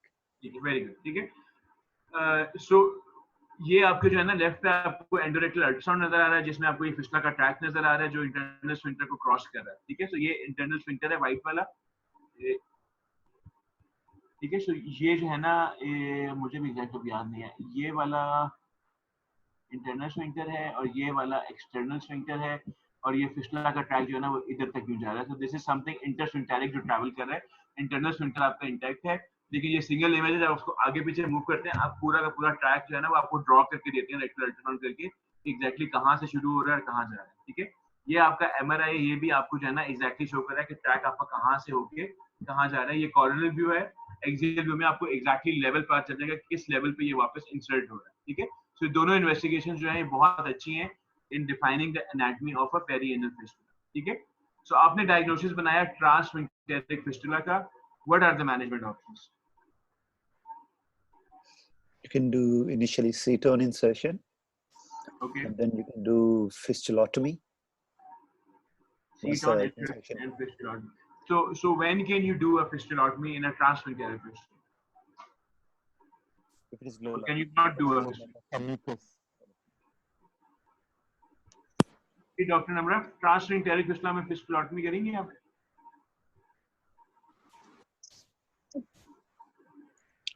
Sir अगर सीटोन से इम्प्रूव हो रहा है तो आई डोंट थिंक सो ये है फिस्टुलोटमी हमारी फास्ट क्लासिफिकेशन, ठीक है। सो अभी हम बात कर रहे हैं एक ट्रांसस्फिंक्टेरिक फिस्टुला की, ठीक है। सो ये आपका तरतीब से चलते हैं, चलो एक मिनट रुक जाए, ठीक है। सो पहली चीज ये है कि यहाँ पे आपका लो फिस्टुला पड़ा हुआ है, ठीक है। इसमें क्या करना है? सबम्यूकोजल फिस्टुला या लो फिस्टुला? फिस्टुलोटमी या Fistulotomy. फिस्टुलेक्टमी तो फिस्टुलोटमी दोनों कर सकते हैं आप, ठीक है। आपका स्फिंक्टर कोई भी बीच में नहीं आ रहा, you can just open the track, you can exercise the track, दोनों एक्सेप्टेबल, ठीक है। अगला आ गया आपका इंटरस्फिंक्टेरिक, ऐसे जा रहा है और ऐसे जा रहा है, इसमें क्या करना है? You can still do ketone and followed by fistulotomy. Why do you want to sit on in this? Ketone to save the sphincter. इसमें से लिफ्ट करेंगे. क्यों करेंगे लिफ्ट? क्यों डालेंगे सीट ऑन? इंटरनल स्फिंक्टर चला जाएगा तो क्या हो जाएगा यार? कौन सी आफत आ जाएगी? Latest incontinence. So internal sphincter जाने से क्या होता है? Nothing major. नथिंग मेजर, ठीक है। ये आपका ये फिस्टुला पड़ा हुआ है, ठीक है। So your external sphincter is not involved, only the internal sphincter is involved. You can still do a fistulectomy and a fistulotomy, doesn't matter, दोनों काम आप कर सकते हैं, ठीक है। सो इसमें कोई कंसर्न नहीं होना चाहिए, इसमें कोई इशू नहीं, आप आराम से इसको ओपन कर दें ट्रैक को। इंटरनल स्फिंक्टर्स को आप सैक्रिफाइस कर सकते हैं। इंटरनल स्फिंक्टर सैक्रिफाइस करने से 1/3 पेशेंट्स में फ्लैटेस्ट इनकॉन्टिनेंस हो सकती है कि उनको हवा रोकने में कंट्रोल करने में थोड़ी मुश्किल हो सकती है, वो भी सिर्फ 1/3 पेशेंट्स में, और वो भी विद कीगल एक्सरसाइज और पेल्विक फ्लोर एक्सरसाइज, वो ऐसा ऐसा कंट्रोल करना, उसको कंट्रोल अपना बेहतर कर लेते हैं, ठीक है। So when you have a fistula which is only in the intersphincteric plane, तो आप सिंपली उसकी फिस्टुलोटमी या फिस्टुलेक्टमी कर सकते हैं। इंटरनल स्फिंक्टर पे सीट ऑन मारने का कोई फायदा नहीं है, वो 2 दिन में वैसे ही कट थ्रू करके बाहर आ जाएगा, स्फिंक्टर फिर भी कटेगा, ठीक है। सो इंटरनल स्फिंक्टर आपको पता है हार्डली 1 सेंटीमीटर या 1.5 इतना सा स्फिंक्टर होता है, तो उसको कोई प्रॉब्लम नहीं है काटने में, आप उसको काट सकते हैं। और ये भी देखें कि पूरा इंटरनल स्फिंक्टर इन्वॉल्व नहीं, इंटरनल स्फिंक्टर बड़ा होता है, उसके बीच में से होता हुआ ही आ रहा है, सो cutting it will not have a very direct consequences, आप उसको काट सकते हैं, ठीक है। अगला आ गया ट्रांसस्फिंक्टेरिक, ठीक है। एक ये है, और एक ये है। दोनों में क्या फर्क है? मैंने सर नीचे वाले में तो हम कर सकते हैं, नीचे वाले में आप फिस्टुलेक्टमी कर देंगे, फिस्टुलेक्टमी सर करेंगे, नीचे वाले ऊपर वाले केस में में लिफ्ट प्रोसीजर करना पड़ेगा। फिस्टुलेक्टमी कर सकते हैं, ऊपर वाले में लिफ्ट करना पड़ेगा। सो नीचे वाले में तो आप इसमें उधर आप इंटरनल स्फिंक्टर काटने को तैयार नहीं थे, इधर आप एक्सटर्नल स्फिंक्टर काटने को तैयार हो गए। सर वो आपने कॉन्फिडेंस दे दिया, ज्यादा ही कॉन्फिडेंस आ गया। सो कितना एक्सटेंशन स्फिंक्टर आप है इसमें सीटोन डाल के इसको ग्रेजुअली टाइटन भी कर सकते हैं, जिससे फाइब्रोसिस होगी और फिर उसमें इनकॉन्टिनेंस के चांसेस कम होते हैं। ठीक है, सो इसमें ना सारी ऑप्शंस हैं, ठीक है। सो जो नीचे वाला है ना, सो इट इज रिकमेंडेड कि अगर आप लेस देन 1/3, अगर ये आपकी टोटल लेंथ है एक्सटर्नल स्फिंक्टर की, लेंथ का आपको अंदाजा होता है जब आप पीआर एग्जामिनेशन करते हैं, ठीक है। सो जब आप पीआर करते हैं पेशेंट की, तो you can actually feel the whole external sphincter, आपको प्रेस करके पैल्पेट कर सकते हैं, आपको अंदाजा होता है कि जी कितना एक्सटर्नल स्फिंक्टर है, ठीक है। अगर आपकी इंटरनल ओपनिंग है वो less than 1/3 of external sphincter को क्रॉस कर रही है, तो आप फिस्टुलेक्टमी या फिस्टुलेक्टमी कंफर्टेबली कर सकते हैं, कुछ भी नहीं होगा, ठीक है। So sacrificing less than 1/3 of your external sphincter will not lead to incontinence, कुछ भी नहीं होगा, ठीक है। सो अगर आप यहाँ तक इसको पूरे को ओपन कर देते हैं, ठीक है, तो आपके पास ये इतना बड़ा बाकी एक्सटर्नल स्फिंक्टर पड़ा हुआ है, कुछ नहीं होने वाला, ठीक है। सो उसको आप आराम से, इस ट्रैक को आप आराम से ओपन कर सकते हैं, ठीक है। लेकिन अगर आप इस वाले ट्रैक को ओपन करेंगे तो यहाँ पे इनकॉन्टिनेंस होगा, ठीक है। अब यहाँ पे आपके पास दो ऑप्शन है कि या तो आप यहाँ पे लिफ्ट प्रोसीजर करें या फिर आप इसमें सीट ऑन डालें, ठीक है। लिफ्ट प्रोसीजर क्या होता है? Ligation of intersphincteric tract. Fistula tract. So you go into the intersphincteric plane, ठीक है। इंटरस्फिंक्टेरिक प्लेन में उसी तरीके से जाते हैं जैसे हम स्फिंक्टोटमी करते हुए जाते हैं, ठीक है। अगर आप लोगों को स्फिंक्टोटमी याद हो तो आप इंटरनल एक्सटर्नल स्फिंक्टर के बीच में यू गिव योर इंसिजन और आप दोनों स्फिंक्टर को सेपरेट करते जाते हैं, ठीक है। सो नॉर्मली लोग क्या करते हैं कि पहले आप इसमें अपना प्रोब डालते हैं इस पूरे ट्रैक के अंदर, फिर आप इंटरस्फिंक्टेरिक प्लेन में चलते जाते हैं, जहां पे आपका प्रोब आता है वहां पे आप उस ट्रैक को थोड़ा सा ओपन करके इधर से भी लाइगेट करते हैं, इधर से भी लाइगेट करते हैं और बीच में से 0.5 सेंटीमीटर या 1 सेंटीमीटर का सेगमेंट निकाल देते हैं, ठीक है। इसको कहते हैं लिफ्ट प्रोसीजर, ठीक है। सो लिफ्ट का फायदा ये है कि लिफ्ट जो है ना इंटरस्फिंक्टेरिक फिस्टुला में इट ट्रीट्स द फिस्टुला, क्योंकि आपने कम्युनिकेशन ही खत्म कर दी, ये वाला रास्ता ऐसे तो खुद ही बंद हो जाएगा, ये भी खुद ही बंद हो जाएगा। लेकिन लिफ्ट के रिजल्ट्स बहुत ज्यादा अच्छे नहीं है, क्योंकि ये ट्रैक जो है अभी भी कुछ ना कुछ तो यहाँ से ग्लूकोजा या पस वगैरह अंदर आती रहेगी, ठीक है। तो आहिस्ता आहिस्ता इसमें रिकरेंस के चांसेस फिर भी होते हैं, ठीक है। लेकिन people still do it with favourable outcomes, ठीक है। तीसरी ऑप्शन ये है कि आप इसमें सीटॉन डालें, ठीक है। सीटॉन डाल के फिर आप, सीटॉन कैसे काम करता है? सर कटिंग करते जाएंगे, पीछे से फाइब्रोसिस होती जाएगी और ठीक है। तो वो जो आइस और वायर की एग्जांपल देते हैं कि अगर आपके पास एक आइस का ब्लॉक हो, याद है, समझ आती है लोगों को ये वाली चीज? जी जी, उसके ऊपर स्टील वायर रखें तो वो ऐसा ऐसा कट थ्रू कर जाता है। सो अगर आपने एक स्टील वायर रखी हुई है एक आइस के ब्लॉक के ऊपर और उसके ऊपर आप वजन लटकाते हैं, तो स्टील वायर ऐसा ऐसा पहले यहाँ पहुंचेगी, फिर यहाँ पहुंचेगी, फिर यहाँ पहुंचेगी, जैसे जैसे वो नीचे आती जाएगी पीछे ऑटोमेटिकली हीलिंग हो चुकी होगी, ठीक है। सो सीटॉन इसी चीज पे रिलाई करता है कि आपने जब सीटॉन डाला अपने इस मसल के अंदर ऐसे करके, ठीक है, सो आपने उसमें यहाँ पे नॉट लगा दी, ठीक है। कुछ अर्से के बाद ये धागा है ना, ये कट के यहाँ तक आ चुका होगा, ठीक है, और नॉट लूज हो गई होगी। आप उसको फिर दोबारा नॉट को टाइट करते हैं ताकि वो दोबारा उस पर कटिंग इफेक्ट है, फिर वो Aahista Aahista Aahista Aahista subsequent not time पे आहिस्ता आहिस्ता वो कट थ्रू करते करते नीचे आते थे, इवेंचुअली वो धागा आपके हाथ में आ जाए, ठीक है। सीटॉन का प्रॉब्लम है कि आपको मल्टीपल विजिट्स चाहिए, आपको बार बार लाइगेट करना पड़ता है उसको, और सीटॉन की दो टाइप्स भी होती हैं, कटिंग और एक दूसरे उस पर भी आगे बात करें, ठीक है।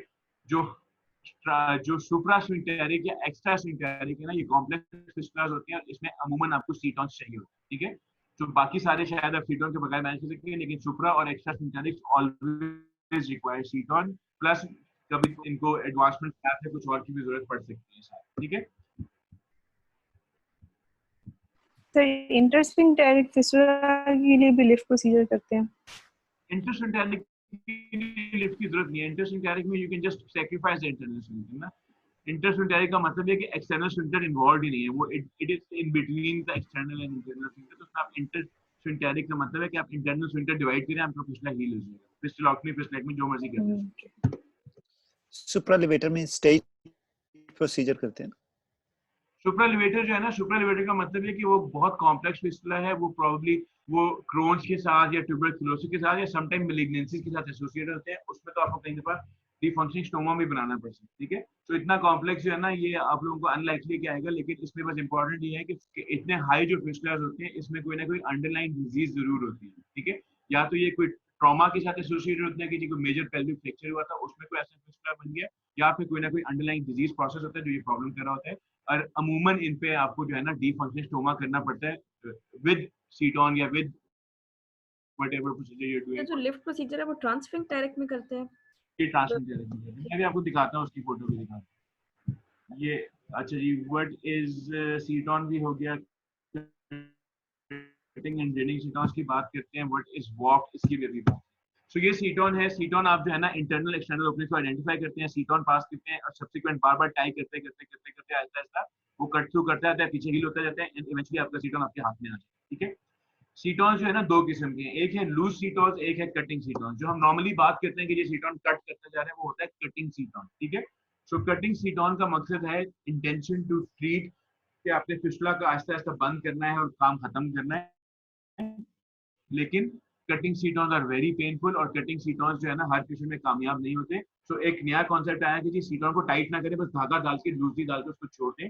सो लूज सीटोन्स कहते हैं। ठीक है, सो लूज सीटोन्स जो है ना they are for long term palliation to avoid septic and painful exacerbations by establishing drainage. ठीक है, अब लूज सीटोन का ये फायदा है कि एक धागा वहां पे पड़ा हुआ है, वो it works like a drain, वो ना तो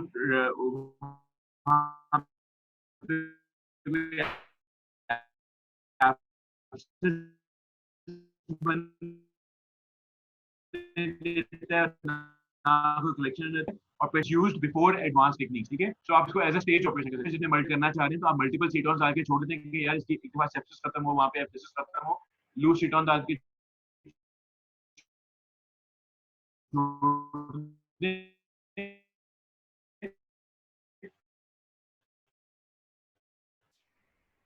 फिर एक दफा जब सेप्सिस भी कर सकते हैं, म्यूकोजल एडवांसमेंट लैब कर सकते हैं या उसको कटिंग सीटोन में कन्वर्ट कर सकते हैं।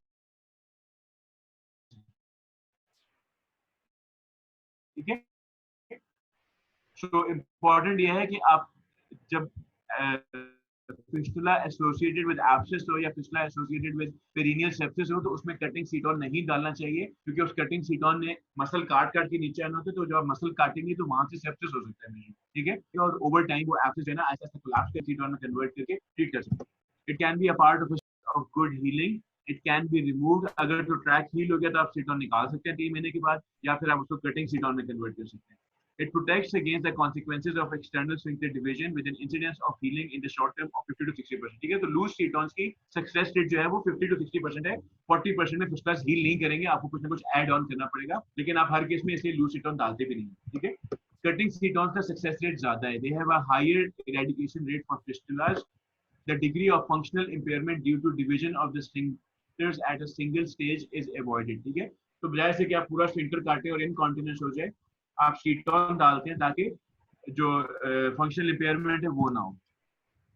सम recommend prior internal sphincter division, others incorporate internal sphincter within the cutting seton. ठीक है, सो एक कॉन्सेप्ट ये है कि आप जब सीटोन डालना है तो आप उसका एरिया कम कर दें। ठीक है, सो ये आपका इंटरनल स्फिंक्टर है, ये आपका एक्सटर्नल स्फिंक्टर पड़ा हुआ है और आपने यहाँ पे पूरा सीटोन डालना है। ठीक है, तो जितना ज्यादा टिश्यू आपके सीटोन के अंदर आ रहा होगा उतना टाइम लगेगा उसको कट थ्रू होने में। ठीक है, सो अब लोग क्या करते हैं कि जो एक्स्ट्रा सारी यहाँ पे जो स्किन पड़ी होती है, पहले स्किन सारी की सारी काट के मसल तक पहुंचते हैं, इधर से इंटरनल स्फिंक्टर भी काट देते हैं और जो धागा है ना वो सिर्फ अराउंड द एक्सटर्नल स्फिंक्टर बांधा जाता है ताकि जल्दी कट थ्रू करे और जल्दी आपका मसला हल हो। ठीक है, सो यू डोंट, आपको स्किन और सब कुछ टिश्यू की टेंशन नहीं है, आपको इंटरनल स्फिंक्टर की टेंशन नहीं, उनको आप काट दें और सिर्फ एक्सटर्नल स्फिंक्टर के अराउंड अपना धागा बांधें। मकसद क्या, टाइम बचाना, कि जल्दी आपका काम settle. You gradually medialize it. So you gradually lateralize हो गया ना, आपने इंटरनल स्फिंक्टर डिवाइड करके उसको लैटरलाइज कर दिया और इधर से आप ऊपर चले गए। Medialize हो रही है, sphincter lateralize हो रहा है। एग्रीड। इसमें अब धागे कौन से डालने हैं, इसमें आप सेल्फ कटिंग इलास्टिक मटेरियल भी डाल सकते हैं। कुछ प्लास्टिक की ना ऐसे धागे आते हैं जो थोड़ा सा शार्प होते हैं, वो ऐसा ऐसा खुद ही इलास्टिक होते हैं, खुद ही आहिस्ता आहिस्ता ऐसे टाइट होते हैं और काटते जाते हैं। ठीक है, या फिर आप सिल्क का धागा या प्रोटीन का धागा यूज करते हैं जिसको आपको बार बाद में टाइट करना पड़ेगा। एज एन आउटडोर नहीं करवा सकता, पेनफुल प्रोसीजर बहुत दफा आपको अंडर एनेस्थीसिया करना पड़ता है। ठीक है, अब लिफ्ट जो है ना, ligation of intersphincteric fistula tract, it is only for intersphincteric fistula. ठीक है, तो इंटरस्फिंक्टेरिक फिस्टुला में आप क्या करते हैं कि आप का जो फिस्टुला ट्रैक है आप उसको इंटरस्फिंक्टेरिक में जाके आइडेंटिफाई करते हैं और दोनों एंड्स को बांध के बीच में से सेगमेंट निकाल देते हैं। ठीक है, सो पिक्चर नंबर ए को देखें। तो ये आपका एक फिस्टुला है, ठीक है, जिसमें आपने प्रोब डाला हुआ है। ठीक है, सो यहाँ पे ये एक्सटर्नल ओपनिंग है, ये उसकी इंटरनल ओपनिंग है, ये प्रोब ठीक है।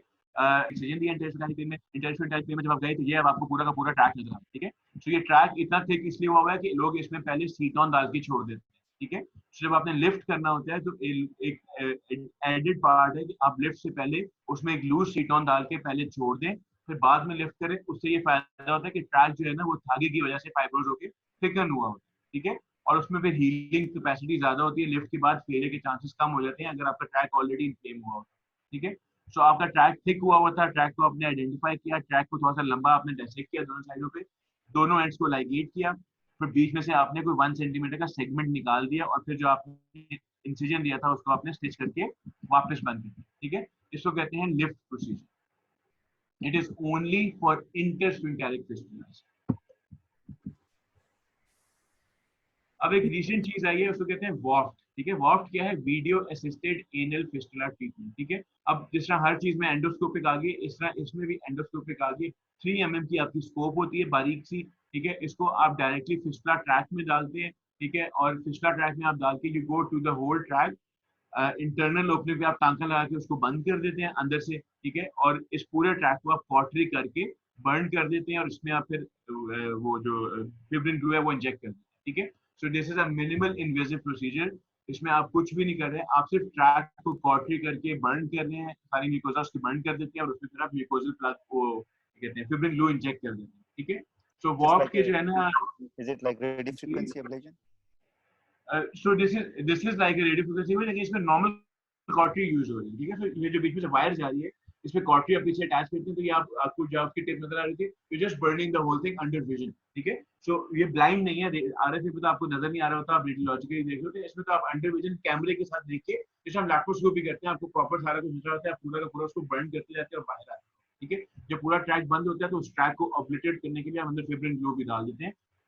वॉफ्ट रीसेंट प्रोसीजर है, इसके सक्सेस रेट जो है ना कुछ जगहों में बहुत अच्छे हैं, कुछ जगहों में बहुत बुरे आए हैं। तो अभी तक इसकी रिलायबिलिटी पता नहीं है, कोई लॉन्ग टर्म रिजल्ट इसके आ नहीं रहे। सबसे ज्यादा फायदा इसका किसमें है? कॉम्प्लेक्स फिस्टुलास में। ठीक है, एक तो ये लो फिस्टुलास के लिए है नहीं, है ही हाई फिस्टुलास के लिए, और वो फिस्टुलास जिसमें एक एक्सटर्नल ओपनिंग होती है और आगे 4-4, 5-5 ट्रैक्स बन रहे होते हैं, उसमें वॉफ्ट का बहुत फायदा है, because you can individually go into each track and obliterate. ठीक है, तीसरी ऑप्शन होती है म्यूकोजल एडवांसमेंट फ्लैप। इसमें आप क्या करते हैं कि आपका जो इंटरनल ओपनिंग है उसके अराउंड आप म्यूकोजा का एक फ्लैप रेस करते हैं, उस फ्लैप को लिफ्ट करते हैं, नीचे से ओपनिंग को बंद करते हैं, इस एक्सेस ओपनिंग वाले पार्ट को काटते हैं और बाकी फ्लैप को वापस स्टिच कर देते हैं। ठीक है, और जो आपकी एक्सटर्नल ओपनिंग थी उसमें आप वही फिब्रिन ग्लू इंजेक्ट करके उसको आप ऑक्लूड कर देते हैं, इसको कहते हैं एडवांसमेंट फ्लैप। ठीक है, अब एडवांसमेंट फ्लैप में कुछ लोग सिर्फ म्यूकोजल एडवांसमेंट फ्लैप करते हैं, कुछ लोग साथ इंटरनल स्फिंक्टर भी ले लेते हैं। ठीक है, सो आप इंटरनल स्फिंक्टर समेत पूरा फ्लैप आपने उठाया, जो ओपनिंग वाला पार्ट था उसको काटा, नीचे वाली ओपनिंग को बंद किया और इंटरनल स्फिंक्टर को वापस स्टिच कर दिया दोबारा आपस में उसके साथ। ठीक है, तो इसको कहते हैं एडवांसमेंट फ्लैप। एडवांसमेंट फ्लैप का सबसे ज्यादा क्योर रेट है फिस्टुलास में। So 80% of perianal fistulas are due to cryptogenic anal gland abscesses. Other causes are Crohn's disease, trauma, TB, immunosuppression, rectal duplication, blah, blah, blah. Fistulography is simple to perform, but for complex fistulas, it has largely been replaced by MRI and endoanal ultrasound. Treatment depends on the location and anatomy of the fistular tract. Anterior fistulas in women are dangerous and should never be opened up. उनको open करेंगे तो उनको incontinence हो जाएगी। अगर interior fistula तो आप सीटोन डाल के उसको manage करें, ठीक है, लेकिन आपने उसको open नहीं करना। All lay open procedures divide some of the internal sphincter, so patients should be warned of a 1 in 3 chance of inadvertent passage of wind. ठीक है, flatus incontinence उनको होती है। A permanent, comfortable, loose seton will preserve continence and prevent abscess formation. But continual discharge means patients need explanation and a minority find it unacceptable in the long term. ठीक है, so जो loose cetons है ये long term रहते हैं, 6 महीने, साल, 2 साल, 3 साल, इनको बहुत टाइम लगता है। अगर आप सिर्फ लूज सीटोन से फिस्टुला हील करना है तो वो 2-3 साल कहीं नहीं गए फिस्टुला हील होने में। तो पेशेंट जो है ना वो बहुत जल्दी आपके पास चलेगा कि ये डॉक्टर अच्छा नहीं है तो ठीक ही नहीं कर रहा। तो पेशेंट काउंसलिंग बहुत इंपॉर्टेंट होती है कि अगर आपको लूज सीटोन डालना है तो उनको काउंसिल करें कि आप कर क्या रहे हैं। सो ऑल चलिए सर ये खत्म कर लें, वो वाइफ के बारे में एक दफा दोबारा बता दीजिएगा, आवाज आपकी स्ट्रक हो गई थी जब आप उसका बता रहे थे। अच्छा, मैं आपसे वार्प के लिटरेचर शेयर करूंगा। So all modalities of treatment adhere to a few general principles. So internal opening abliterate होनी चाहिए. There should be a good local sepsis control. Local sepsis नहीं होना चाहिए. The part of the fistula tract that is outside the sphincter should be opened up and drained. ठीक है? So जो sphincter के बाद वाला part है उसकी आप fistulotomy या fistulectomy कर दें, उसको आप निकालें. If less than 30% of the sphincter is enveloped by the fistula tract, and it can be safely cut without fear of major incontinence. ठीक है? So अगर आपका less than 1/3 external sphincter involved है तो आप उसको open कर सकते हैं, incontinence नहीं होगी। अगर 30% से ज़्यादा है तो आपको Ceton यूज करना चाहिए। Biopsy should be performed to rule out malignancies. For a high fistula, rectal mucosal advancement flaps or Cetons are associated with low recurrence rates. Glue and bioprosthetic plugs have higher recurrence. अगर आप सिर्फ glue को inject करते हैं उसमें fistula tract में तो वो बहुत जल्दी recurrence हो जाएगी, वो काफी नहीं। The long-term effectiveness of lift and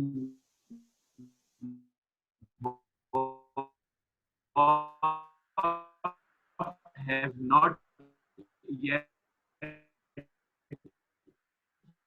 been established.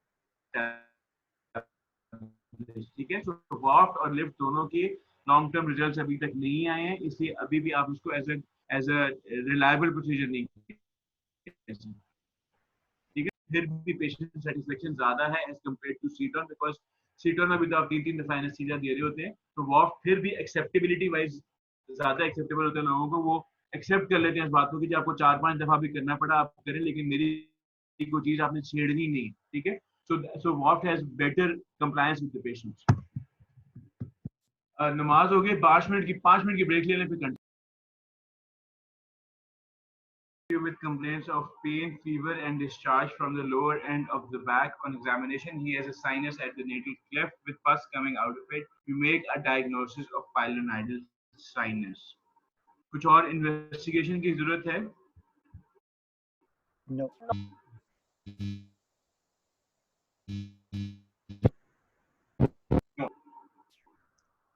It is infected, so at the moment the treatment is only incision drainage.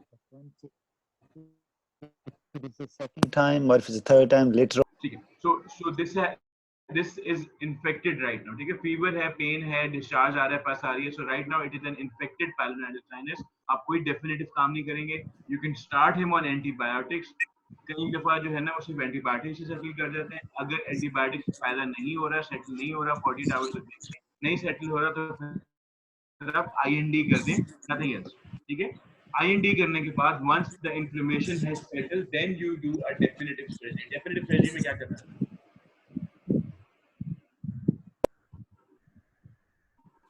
Do a flap rotation, you neutralize it. Sir, excision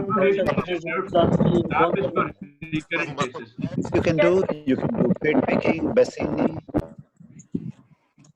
Alright, so दो main procedures हैं, एक कैरीडेकिस procedure है, एक बैस्कॉम procedure है। ठीक है, so दोनों का मकसद जो है ना it's to lateralize the internal opening। ठीक है, तो कैरीडेकिस जो है ना वो इस चीज पे रिलाई कर रहा है कि आप एक तो साइनस ट्रैक्ट सारा की तरह निकालें और आपकी जो इंसिजन लाइन है वो मिड लाइन से अवेक हो जाए और जो आपकी डेप्थ थी ना वो खत्म हो जाए सारी। ठीक है, जो एक डिप सा पड़ता है वो भी खत्म हो जाए। ठीक है, so you try to take out as much tissue as possible.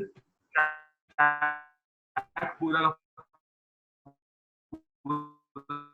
आप एक्सरसाइज करते हैं और आपको डी शेप्ड इंसिजन देते हैं। माइक अपना प्लीज म्यूट कर लें, जमुना अपना माइक म्यूट कर लें।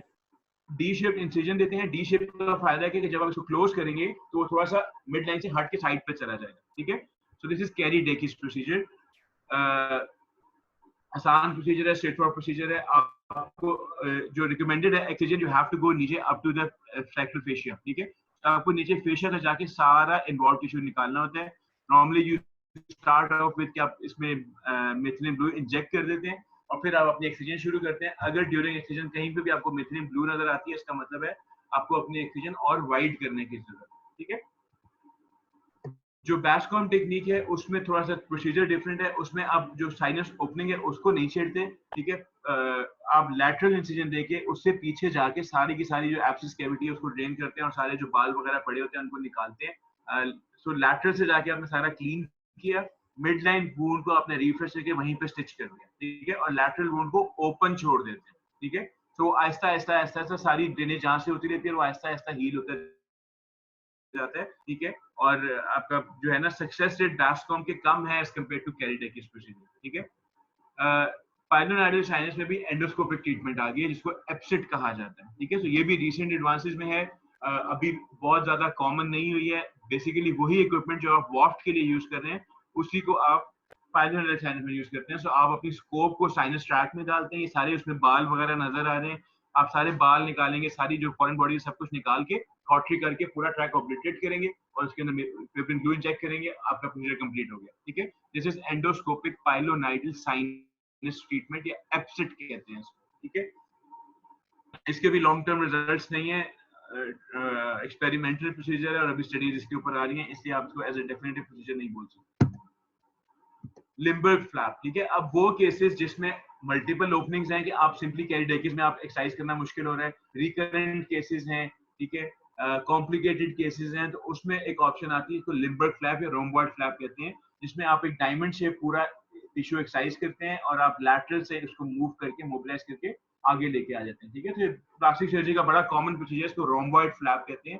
सो आप रोम्बॉइड फ्लैप रोटेट करके उस पूरे को कवर कर लेते हैं। लिम्बर्ग फ्लैप में रिकरेंस रेट सबसे कम है in all of the procedures regarding pilonidal sinus। ठीक है, so बहुत सारी जगहों पे तो एज अ फर्स्ट लाइन भी लिम्बर्ग फ्लैप यूज करते हैं, लेकिन क्योंकि ये थोड़ा सा कॉम्प्लिकेटेड प्रोसीजर है, ज्यादा टिश्यू मूवमेंट इसमें जरूरत है, so it is not recommended कि आप प्राइमरी pilonidal sinus में इसको यूज करें। So it is reserved for recurrent या complicated cases. A 35-year-old female has a history of complicated vaginal delivery. 6 months back, post-operatively, she complains of fecal incontinence.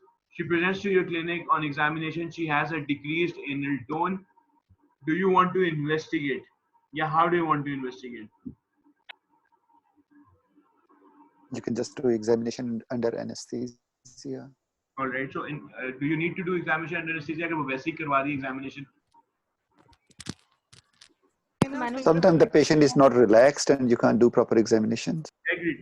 So अगर examination clinically नहीं हो पा रहा तो आप एग्जामिनेशन एनेस्थीसिया कर सकते हैं, आप एमआरआई करवाएंगे, आप कोलोनोस्कोपी कराएंगे। ठीक है, अब फीकल इनकॉन्टिनेंस जो है ना, it has a lot of diagnosis जो फीकल इनकॉन्टिनेंस करा सकते हैं। ठीक है, अब इसकी तो बड़ी टिपिकल सी हिस्ट्री है, यू एक्सपेक्ट कि इसमें इंजरी हुई है। ठीक है, सो इसमें मे बी आपको बहुत ज्यादा इन्वेस्टिगेशन की जरूरत नहीं है, आप कुछ सेकेंडरी पैथोलॉजी एक्सपेक्ट नहीं कर रहे, तो आप इसमें सिंपली एमआरआई करवा के स्फिंक्टर की एनाटॉमी देखें and you can just proceed with surgery. Sir इसमें मैनोमेट्री नहीं करवाएंगे? तो वही मैं बताना चाह रहा हूँ। ठीक है, तो इसमें जरूरत, इस केस में शायद जरूरत नहीं है, लेकिन वो पेशेंट जो ओल्ड एज वाले होते हैं और वो डायरेक्टली प्रेजेंट ही करते हैं कि फॉर सम रीजन उनको इनकॉन्टिनेंस होना शुरू, लॉजिकल डेफिसिट्स हैं, उसमें स्फिंक्टर प्रॉब्लम्स हैं, उसमें डायबिटीज है, उसमें मैलिग्नेंसीज हैं। ठीक है, तो उसमें आपको सारी वो आपको तो वो कंट्रास्ट स्टडी करके वो डेफिकोग्राफी करानी पड़ती है, आप कंट्रास्ट स्टडीज करवाते हैं, आप मैनोमेट्री करवाते हैं, एमआरआई करवाते हैं, कोलोनोस्कोपी करवाते हैं।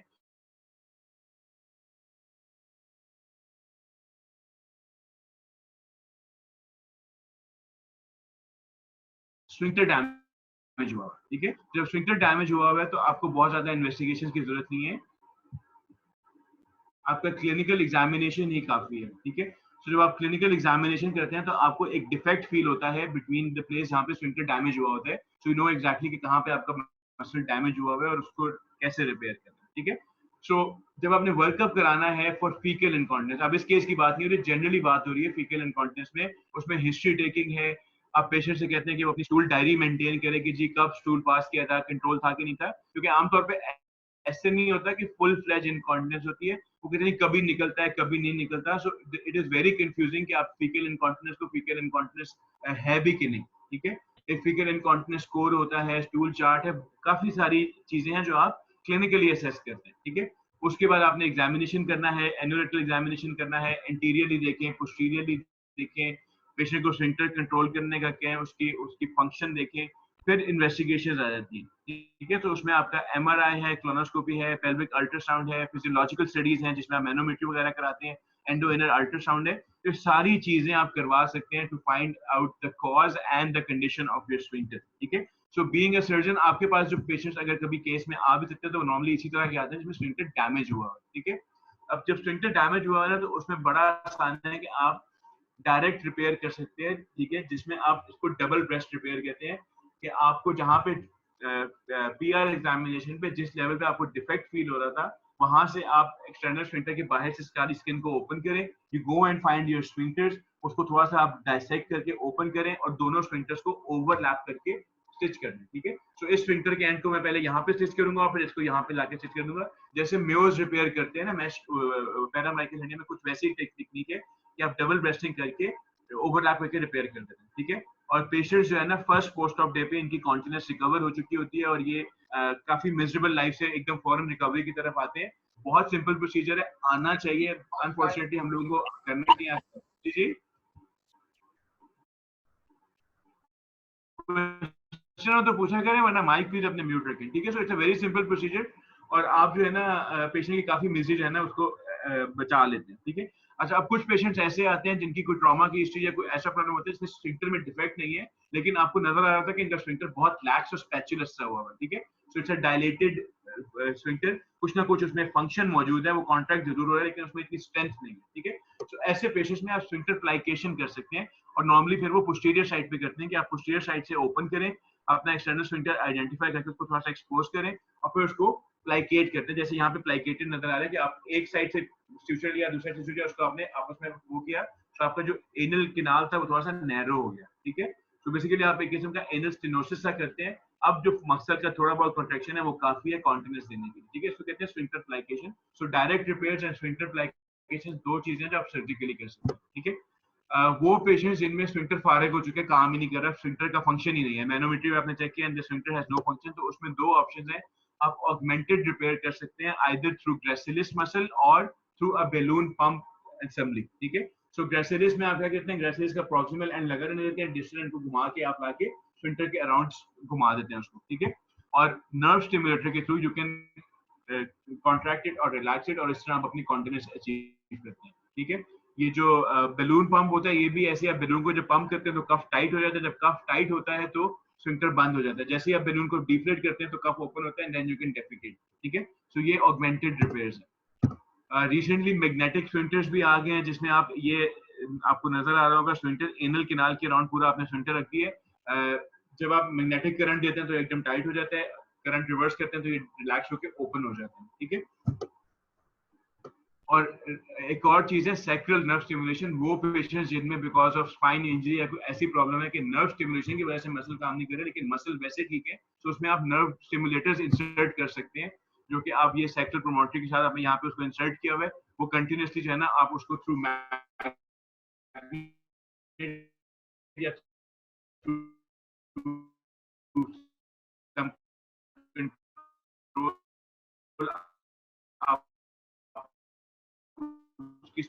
stimulation करके incontinence में the frequency and severity of diaries guide fecal incontinence is multifactorial. The identification of mechanism and cause of fecal incontinence is the key for subsequent management.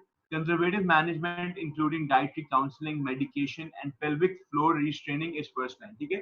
तो वो पेशेंट्स जिसमें कोई आपको सर्जरी की या ट्रॉमा की हिस्ट्री नहीं मिली तो उनमें आप डाइटरी मॉडिफिकेशंस करते हैं, ठीक है, उनको स्टूल फॉर्मिंग डाइट देते हैं, कुछ मेडिसिन है जो ट्रांजिट टाइम कम करती हैं वो देते हैं, और कीगल एक्सरसाइज या पेल्विक फ्लोर एक्सरसाइजेस सिखाते हैं उनको कि वो अपने मसल्स को टाइट करें, पेल्विक फ्लोर के मसल को जरा कॉन्ट्रैक्ट करके रिलैक्स करें, उससे कंट्रोल बेहतर होता है। साइकोसोशल सपोर्ट देनी चाहिए इन पेशेंट्स को बिकॉज इनकी लाइफ बहुत मिजरेबल होती है। Overlapping sphincteroplasty can be offered to patients with a significant fecal incontinence and a documented sphincter injury, ठीक है। तो स्फिंक्टर इंजरी की डॉक्यूमेंटेशन हिस्ट्री पे भी होगी और एमआरआई पे भी होगी। Frequently due to obstetric trauma, most patients improve after sphincteroplasty, but outcomes deteriorate over significant fecal incontinence in whom conservative management has failed. The technique has the advantage of allowing a therapeutic trial prior to permanent stimulator implantation. So आप पहले stimulator जो है ना वैसे skin पर रख के check करते हैं कि इससे कॉन्टिनेंस इंप्रूव होती है कि नहीं होती. Colostomy provides restoration of more normal lifestyle and improves quality of life. वो पेशेंट्स जिन्हें आपको कोई कॉज नहीं मिली होगी तो उनकी क्वालिटी ऑफ लाइफ फिर भी बहुत बेहतर होगी, बिकॉज़ स्टोमा में स्टूल कंट्रोल करना और कंटामिनेशन को कंट्रोल करना आसान है as compare to faecal incontinence. वहां पे आप कुछ कर नहीं सकते. A 45-year-old male clinic presents to your clinic with bleeding PR for 6 months. There's also a problem of something coming out of the anus which goes back after pushing. For the last examination, he has grade 4 tender hemorrhoids. You attempt a manual reduction, but it is painful and not possible. क्या करना? Yeah, eye sponging. तो आप ice spongin कर सकते हैं. तो ice ले रही डेंटल हुआ फिर क्या करना चाहिए? एक तो जेल आती है, प्रोक्टेसिडल आती है जिसमें लो डोज स्टेरॉइड की होती है जिसकी वजह से एडिमा कम हो सकता है. साथ आप जीटीएन वगैरह वो भी दे सकते हैं जिससे एक्सटर्नल स्फीटर थोड़ा सा रिलैक्स हो जाता है, वो भी उससे भी वापस चले जाता है. So क्वेश्चन यहाँ पे ये है कि इस surgery an option right now अगर ये नहीं जा रहा अंदर तो. It's painful, so yes, hemorrhoidectomy can be done as an emergency. So why is it not a first line option? आया इमरजेंसी में अभी हेमरोइडेक्टमी क्यों ना करें? Try simple thing first and prepare the patient. Elective surgery is always better than the emergency one. So what is the problem with emergency surgery? And there are both incontinence. End up with the complication anal stenosis. जबरदस्त. ठीक है. So anal stenosis हो जाएगा because जब आपके hemorrhoids बाहर आए होते हैं उनका edema होता है, thick होते हैं, जब आप उसको निकालेंगे so you end up taking out more anal mucosa. ठीक है. And the chances of anal stenosis are increased. ठीक है. इसलिए it is not recommended कि आप emergency में hemorrhoidal surgery करें unless unavoidable. ठीक है. So इस पेशेंट में अगर आपने हर चीज ट्राई कर ली और ये रिड्यूस नहीं हो रहा तो फिर भी आप क्या करेंगे? रिडक्शन अंडर जीए की अटेम्प्ट करेंगे. ठीक है. अगर रिडक्शन अंडर जीए भी नहीं हो रहा तो फिर आप उसकी सर्जरी करते हैं, लेकिन आमतौर पे ऐसी जरूरत पेश नहीं आती.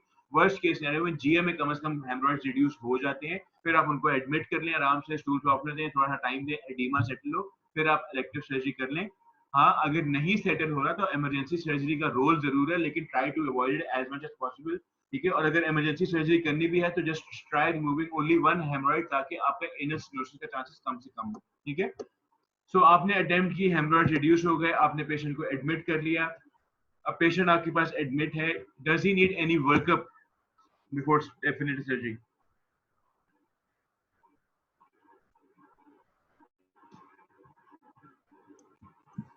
He's 45. He might have some comorbidities which needs to be assessed.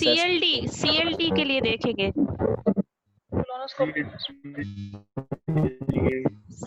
assessment उसकी करवानी पड़ेगी अगर उसको malignancy देखेंगे. ठीक है. सो हेमरॉइड जो है ना, जो आपका सीएलडी वाला पॉइंट है, हेमरॉइड्स और रेक्टल वेरिसेस में डिफरेंशिएट करना हमें आना चाहिए. पेशेंट की हिस्ट्री आपको काफी कुछ बता देगी. सीएलडी वाला पेशेंट आपको बता देता है कि वो डीकंपेंसेटेड डिजीज है. एक नॉर्मल अगर सीएलडी का पेशेंट मतलब अगर कंपेंसेटेड सीएलडी है उसमें रेक्टल वेरिसेस वेरी अनलाइकली. ठीक है. तो जहां पे अपर जीआई ब्लीड कॉमन है, rectal varices are very uncommon. ठीक है. जो डीकंपेंसेटेड सीएलडी वाला पेशेंट होगा वो आपको पहले ही पता चल जाएगा, तो उसमें डायग्नोज करना इतना मुश्किल नहीं होता है. ठीक है. सो अनलाइकली है कि इस पेशेंट में वेरिसेस होंगे. ठीक है. जो इंपॉर्टेंट चीज है, haemorrhoids can be a side effect of some bigger pathology in the rectum or the distal colon. ठीक है. So you should always do a minimum of a sigmoidoscopy, preferably of a colonoscopy. ठीक है. So आपके पास जो भी patients haemorrhoids के आते हैं, पहले तो एज फैक्टर आता था, लेकिन रिसेंटली क्योंकि यंग पेशेंट्स में भी रेक्टल कैंसर्स या कोलन कैंसर्स कॉमन होना शुरू हो गए, नंबर बढ़ना शुरू हो गए, अब तो कहते हैं कि हर हेमरॉइडल डिजीज वाले पेशेंट में सिग्मोइडोस्कोपी इज अ मिनिमम. ठीक है. सो आपको रेक्टो सिग्मोइड जंक्शन तक, चाहे आप रिजिड सिग्मोइडोस्कोपी यूज करें, आपको सारी रेक्टम जरूर स्क्रीन कर लेनी चाहिए. यहाँ कोई ट्यूमर तो नहीं. You plan for hemorrhoid.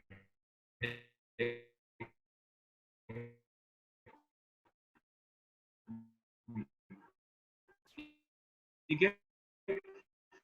अब हेमरॉइडल डिजीज इसकी ट्रीटमेंट ऑप्शन जो है ना वो डिपेंड करती हैं उसके ग्रेड्स के ऊपर, ठीक है। सो नॉर्मली आप कंजर्वेटिव मैनेजमेंट करते हैं विद स्टूल सॉफ्टनर्स।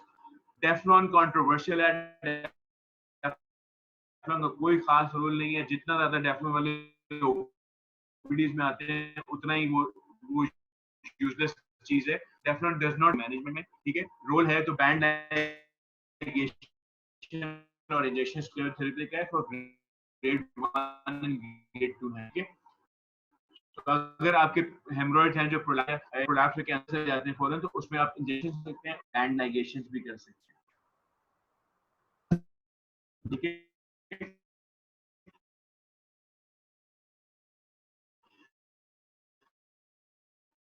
की ऑप्शन ओपन है हेमरॉइडेक्टमी, एडवांसेस में है आउटपेशेंट आइडियली कम, ठीक है। तो आप 3 हेमरॉइड निकालते हैं, 3 आपके क्लोज बनते हैं important and you have your hemorrhoidectomy. Staple hemorrhoidectomy is a very common procedure, बहुत कॉमनली परफॉर्म किया जाता है, इजी है, टाइम कम लगता है, आप जल्दी से सारा हेमरॉइडल टिश्यू निकाल देते हैं।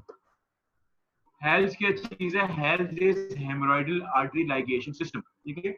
सो हेल्स में आप क्या करते हैं, आपका एक स्पेशल प्रोब आता है जिसमें अल्ट्रासाउंड का प्रोब होता है साथ, उस अल्ट्रासाउंड प्रोब से आप अपनी हेमरॉइडल आर्टरी आइडेंटिफाई करते हैं, ठीक है। तो अगर आप लोगों ने हेमरॉइडेक्टमी कभी देखी हो या की हो, तो जब आप हेमरॉइड को उतार रहे होते हैं तो उसके अंदर सेंटर में एक आर्टरी आ रही होती है, और अगर वो कभी कॉर्टी से एकदम खुल जाए तो बहुत ज्यादा ब्लीड करती है, ठीक है। सो इसका मतलब है कि हर हेमरॉइड की अपनी एक फीडिंग पीछे हेमरॉइडल आर्टरी आ रही होती है। सो हेल्थ में आप क्या करते हैं, आप अल्ट्रासाउंड के जरिए उस आर्टरी को आइडेंटिफाई करते हैं और सिंपली उस आर्टरी को लाइगेट कर देते हैं और कुछ भी नहीं करते, ठीक है। सो अगर आपने अपनी आर्टरी आइडेंटिफाई की और हेमरॉइड के ऊपर जाके आपने उस आर्टरी को लाइगेट कर दिया, तो आपका जो हेमरॉइड है वो खुद ही इस्कीमिक होकर स्टीनोइड होकर गिर जाएगा और आपके हेमरॉइड्स खत्म हो जाएंगे। सो हेल्थ हेमरॉइडल लाइगेशन जो है ये बड़ा कॉमनली आउटपेशेंट प्रोसीजर है, इस वक्त गुड आउटकम, क्योंकि पेशेंट ओपीडी में आता है उसी वक्त ही आप उसको आराम से, आपका सिर्फ एक धागा यूज हो रहा है, मशीन लगा के नॉट लगानी है और आपकी हेमरॉइडल आर्टरी लाइगेट होगी, ठीक है।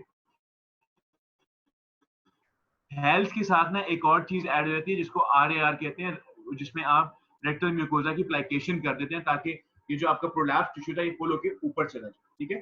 तो वो आपको याद करने की जरूरत नहीं, मेन चीज हेल्थ है, साथ आप रेक्टल म्यूकोजा की प्लाइकेशन ऐड कर सकते हैं ताकि ये जो प्रोलैप्स टिश्यू था ये एकदम ऊपर चला जाए, उससे पेशेंट की सेटिस्फेक्शन बेहतर हो जाती है, वरना इवेंचुअली सब कुछ वैसे भी गिर जाना, ठीक है।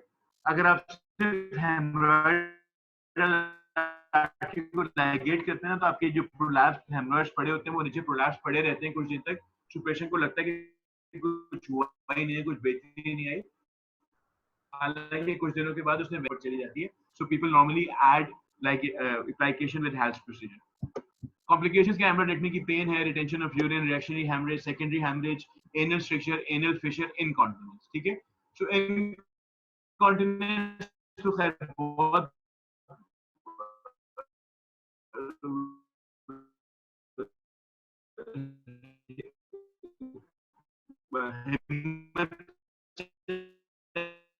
आपको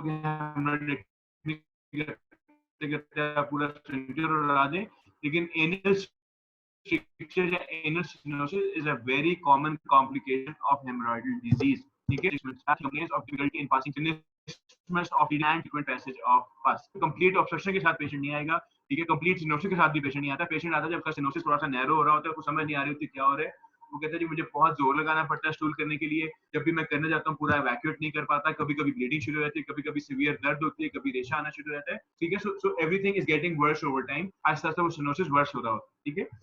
So you examine your patient, he has a very tight anal opening, not allowing passage of the finger, there are no signs of inflammation, ठीक है। So diagnosis is anal stenosis.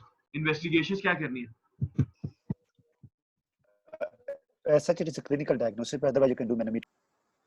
So it is a clinical diagnosis.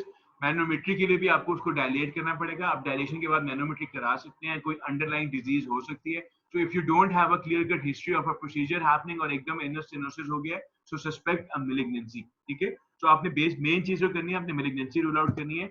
So anal stenosis में आप सबसे पहले क्या करते हैं कि OPD में ही डायलेशन अटेम्प्ट करते हैं। So you try to perform anal dilatation in OPD with anal dilators, but the procedure is very painful and not possible, abandon हो गया procedure। So आपने पेशेंट को GA के लिए प्रिपेयर किया, आपने under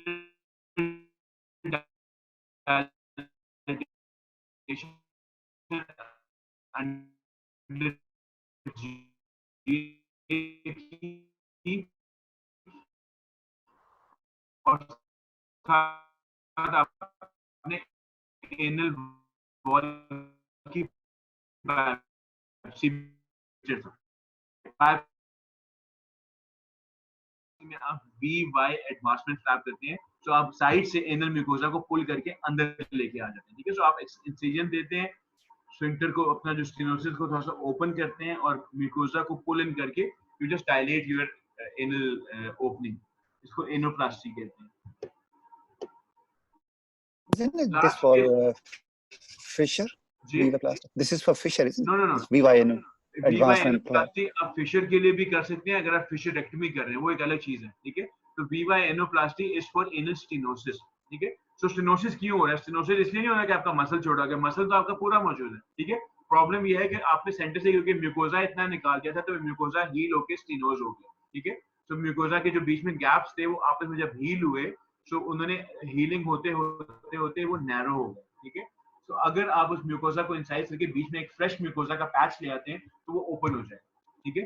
सिंपली इंसाइज करके उसको छोड़ देंगे तो वो थोड़ी देर के लिए ओपन होगा, लेकिन वो दोबारा स्टेनोसिस होना शुरू हो जाएगा। जब आप एनल डायलेटेशन भी कर रहे हैं, जब आप डायलेट करते हैं एनल कैनाल को, तो उससे म्यूकोजल टीयर्स आते हैं, वो डायलेट तो हो जाते हैं, लेकिन क्योंकि म्यूकोजल टीयर्स आते हैं, दोबारा हीलिंग होती है, दोबारा फाइब्रोसिस होता है, वो दोबारा बंद हो जाता है, ठीक है। सो व्हाइल 50% पेशेंट में, I don't know exact number ऐसे ही कह रहा हूं, मतलब आधे पेशेंट में अगर एनल डायलेटेशन काम कर जाती है तो बहुत सारा में काम नहीं करती, बिकॉज रिकरेंट फाइब्रोसिस हो रहा होता है, बिकॉज बार बार जब आप डायलेट करते हैं डैमेज होता है, डैमेज की जब हीलिंग होती है दोबारा स्ट्रक्चर बन जाता है, ठीक है। सो VY एडवांसमेंट फ्लैप जो है ना, वो उसकी ट्रीटमेंट यही है कि आप उसमें एक नया म्यूकोजल ब्रिज लेके आ जाए, साइडों से एक्स्ट्रा म्यूकोजा को पुल इन करके अंदर लेके आ जाए, उससे मसला हल हो जाएगा कि आपकी नॉर्मल स्किन ब्रिज आ जाएगा बीच में, जिसको एनोप्लास्टी कहते हैं। So our last case, 22-year-old female presents to you with history of painful defecation. She also has bleeding per rectum, which is mixed with stool. On examination, she has a posterior anal fissure. You start her on conservative management with stool softeners, GTN ointment, lignocaine gel, ठीक है। अब इसमें GTN ointment के साथ ना diltiazem भी एक चीज आ गई है। Diltiazem has the same outcome as GTN with no headaches, ठीक है। So GTN का आपको पता है कि GTN जब पेशेंट लेता है तो उसको सिवियर हेडेक्स होती हैं। GTN की एक रिकमेंडेशन होती है कि GTN से पहले पेशेंट से कहते हैं जी आधा घंटा पहले आपने एनासिड खा लेनी है या कोई पेन किलर खाना है, फिर आपने GTN ऑइंटमेंट लगानी है, because GTN causes a very severe headache, ठीक है। तो GTN वाले इफेक्ट्स diltiazem से अचीव हो जाते हैं और हेडेक भी नहीं होती, so this is now a replacement for GTN, ठीक है। बोटुलिन टॉक्सिन जो है वो भी it works on some patients, लेकिन उसमें फेलियर रेट भी ज्यादा है। पेशेंट के सिम्टम्स इंप्रूव हुए या नहीं हुए, ठीक है। सो एक चीज होती है एक्यूट एनल फिशर, एक चीज होती है chronic anal fissure. Timeline exactly आपको कहीं भी नहीं मिलेगी, कुछ बुक्स 2 वीक्स कहती हैं, कुछ 3 वीक्स कहती हैं, कुछ 6 वीक्स कहती हैं, ठीक है। लेकिन ये कि a fissure which is not healing despite medical management requires a surgical management, ठीक है। सो नॉर्मली 3 वीक्स का कट ऑफ हो जाता है कि एटलीस्ट 3 वीक्स तो आप ट्राई करें कि अगर 3 वीक्स में आपकी मेडिकल मैनेजमेंट काम नहीं करी then you can shift to surgery, ठीक है।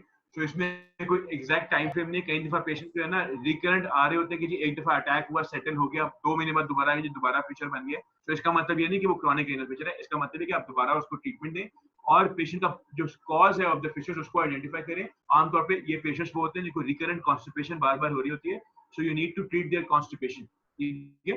सो आपको पता होना चाहिए कि क्रॉनिक एनल फिशर है या रिकरेंट एनल फिशर है, दोनों में डिफरेंस है, ठीक है। वैसे तो रिकरेंट में भी ट्रीटमेंट ज्यादा चांसेस होते हैं कि आप सर्जरी करनी पड़ती है, लेकिन यू शुड स्टिल आइडेंटिफाई कि व्हाट इज हैपनिंग, क्यों पेशेंट को बार बार फिशर बन रहा है। सो आपने पेशेंट को सर्जरी ऑफर करनी है। सर्जिकल ऑप्शंस में भी 2-3 चीजें हैं आपके पास, ठीक है। एक है एनल डायलेटेशन, जिसमें आप वो 4 फिंगर्स डाल के डायलेट करते थे, अब ऑब्सोलीट हो गया क्योंकि it is a very bad procedure, क्योंकि आप इसमें स्फिंक्टर डैमेज कर देते हैं और इसमें आपको प्रॉब्लम्स हो सकती हैं, ठीक है। लेटरल इंटरनल एनल स्फिंक्टरोटमी, जिसमें आप इंटरस्फिंक्टेरिक प्लेन में जाते हैं और आप पूरा मसल को आर्टिक्यूल से पुल आउट करते हैं, या 1/3 मसल। अब इसमें भी डिबेट है कितना मसल डिवाइड करना है, ठीक है। सो कुछ बुक्स कहती हैं जी 1/3 मसल डिवाइड करना काफी है, कुछ सर्जन का ख्याल है कि जी पूरा स्फिंक्टर डिवाइड करना चाहिए। सो एक आसान सी जो रिकमेंडेशन है वो ये कि जहां तक आपका फिशर जा रहा है, जितना डीप आपका फिशर जा रहा है, उससे थोड़ा सा आगे तक जाके आप अपना मसल डिवाइड करें, पेशेंट का मसला हल हो जाए, ठीक है। तो जितना फिशर है उतना मसल डिवाइड कर दें, उससे थोड़ा सा आगे जाके तो प्रॉब्लम हल हो जाएगी। पूरा स्फिंक्टर डिवाइड करने से लोग मना करते हैं बिकॉज फ्लेटस इनकॉन्टिनेंस है तो प्रॉब्लमैटिक, इसलिए आपको फ्लेटस इनकॉन्टिनेंस हर हाल में होगी अगर आप पूरा स्फिंक्टर डिवाइड कर देंगे, तो बेहतर है कि आप पूरा स्फिंक्टर डिवाइड ना करें, उतना डिवाइड करें जितना रिक्वायर्ड है। ओपन और क्लोज स्फिंक्टरोटमी में क्या फर्क है? ओपन में आप पूरा स्फिंक्टर देख के डिवाइड कर रहे होते हैं, क्लोज में जो है ना आप सिर्फ छोटा सा नेक देके अपनी एक नाइफ डाल के बस नाइफ से उसको हल्का सा ऐसे करके नेक देके काट देते हैं। यू आर नॉट आइडेंटिफाइंग, आप स्फिंक्टर को निकाल के देख नहीं रहे, यू जस्ट ब्लाइंडली डिवाइडिंग, ठीक है। और तीसरी चीज है एनल एडवांसमेंट फ्लैप, जिससे हमने अभी ये बात की थी वी-वाई एडवांसमेंट फ्लैप की। तो उसी तरह आप पूरा फिशर को निकाल के, फिशर वाली चीज निकाल के नीचे से आप स्फिंक्टर में निकालते हैं और उसके आगे एक ग्लूकोजा का एक फ्लैप लगा दिया है। एडवांसेस है। एनल एडवांसमेंट फ्लैप बहुत कॉमनली परफॉर्म प्रोसीजर नहीं है, लेकिन इसके रिजल्ट्स अच्छे हैं, ठीक है। लेकिन इसका मतलब ये नहीं कि इंटरनल स्फिंक्टरोटमी के रिजल्ट्स अच्छे नहीं। Internal sphincterotomy has very good results for the management of fissure और बड़े अर्से से चल रही है और बड़ा कामयाब प्रोसीजर है, इसलिए open internal anal sphincterotomy is good procedure for fissure, ठीक है। फिशर में कोई ऐसे रिसेंट एडवांसेस नहीं है, कोई बहुत ज्यादा चीजें नहीं है, लेकिन फिशर की ट्रीटमेंट में बहुत ज्यादा स्ट्रेस दिया गया है कि फिशर में आपको सर्जरी अनलेस नेसेसरी अवॉइड करनी चाहिए, बिकॉज एक पोटेंशियल रिस्क तो है कि आप पेशेंट को इनकॉन्टिनेंट कर सकते हैं। So you do not do surgery until the patient is in a very bad shape, ठीक है। जब तक वो मेडिकल मैनेजमेंट से मैनेज होता है आपको उसको मैनेज करना चाहिए। बोटुलिन टॉक्सिन यूज कर सकते हैं, जीटीएन ऑइंटमेंट यूज करें, बहुत सारी ऑप्शंस हैं आपके पास। बस क्वेश्चंस?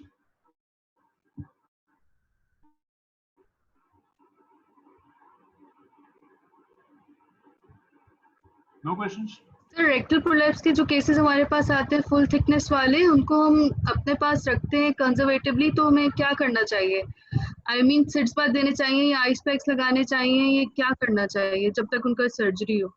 सो इसमें सिट्स बाथ भी चलती हैं, इसमें कुछ लोग वार्म पैक्स भी रखते हैं, कुछ लोग कोल्ड पैक्स भी रखते हैं, व्हाटएवर वर्क्स, ठीक है। सो दोनों की थ्योरी, दोनों में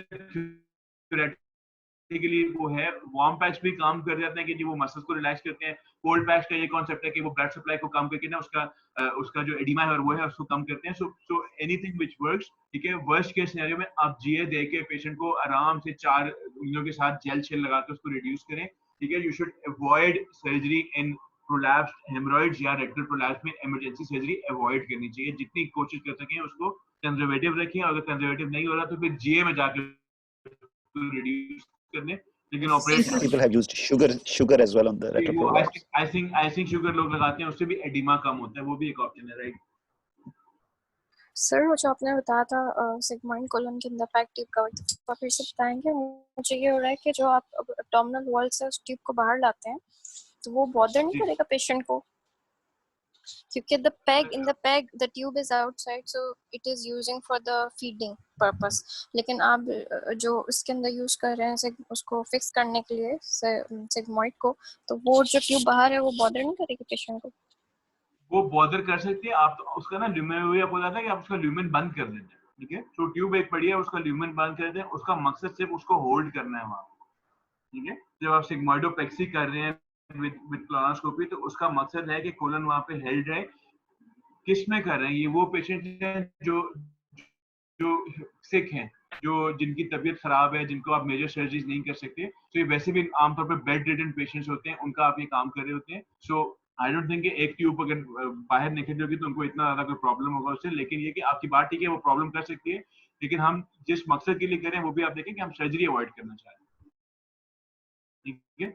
सो हम सर्जरी अवॉइड इससे करना चाह रहे हैं कि हमारा पेशेंट बहुत अनवेल है, वो सर्जरी बर्दाश्त नहीं करेगा, तो उस मकसद के लिए it's still a very good option. ना करने से बेहतर है कि आप ये कर लें। एक ट्यूब आ रही है, तंग तो करेगी उसको, लेकिन इतनी ज्यादा प्रॉब्लमेटिक नहीं होती। स्टूल वगैरह उसमें से नहीं आता क्योंकि आप उसका ल्यूमेन बंद कर देते हैं, उसका मुंह बंद किया होता है। सही से वो तो मुझे समझ आया कि मतलब अनहेल्दी और सिक जो मतलब जिन पे सर्जरी नहीं कर सकते उनके लिए होता है, अनस्टेबल के लिए, तो उसके अंदर वही कोलोनोस्कोपी करके फिर पैक ट्यूब डालेंगे या जस्ट ऊपर से मतलब कोलोनोस्कोपी करके? कोलोनोस्कोपी, ठीक है।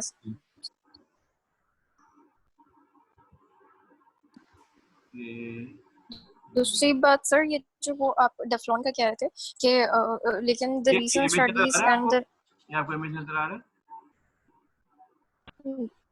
जी सर। तो ये राइट पे ऊपर ना ये कोलोनोस्कोप आई हुई है, नीचे से आपने लाइट डाली है, कोलोनोस्कोप से आपको एब्डोमिनल वॉल में वो लाइट नजर आएगी।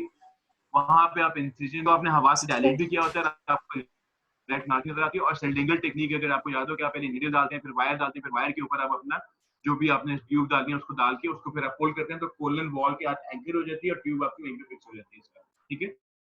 तो आप इसको 2-3 पॉइंट्स पे फिक्स करते हैं ताकि अगर सिंगल पॉइंट पे करेंगे तो उसी के अराउंड ट्विस्ट कर देंगे, ठीक है।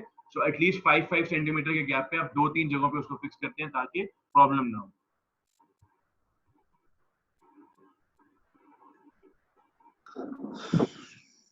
जी और कुछ पूछ रहे थे आप?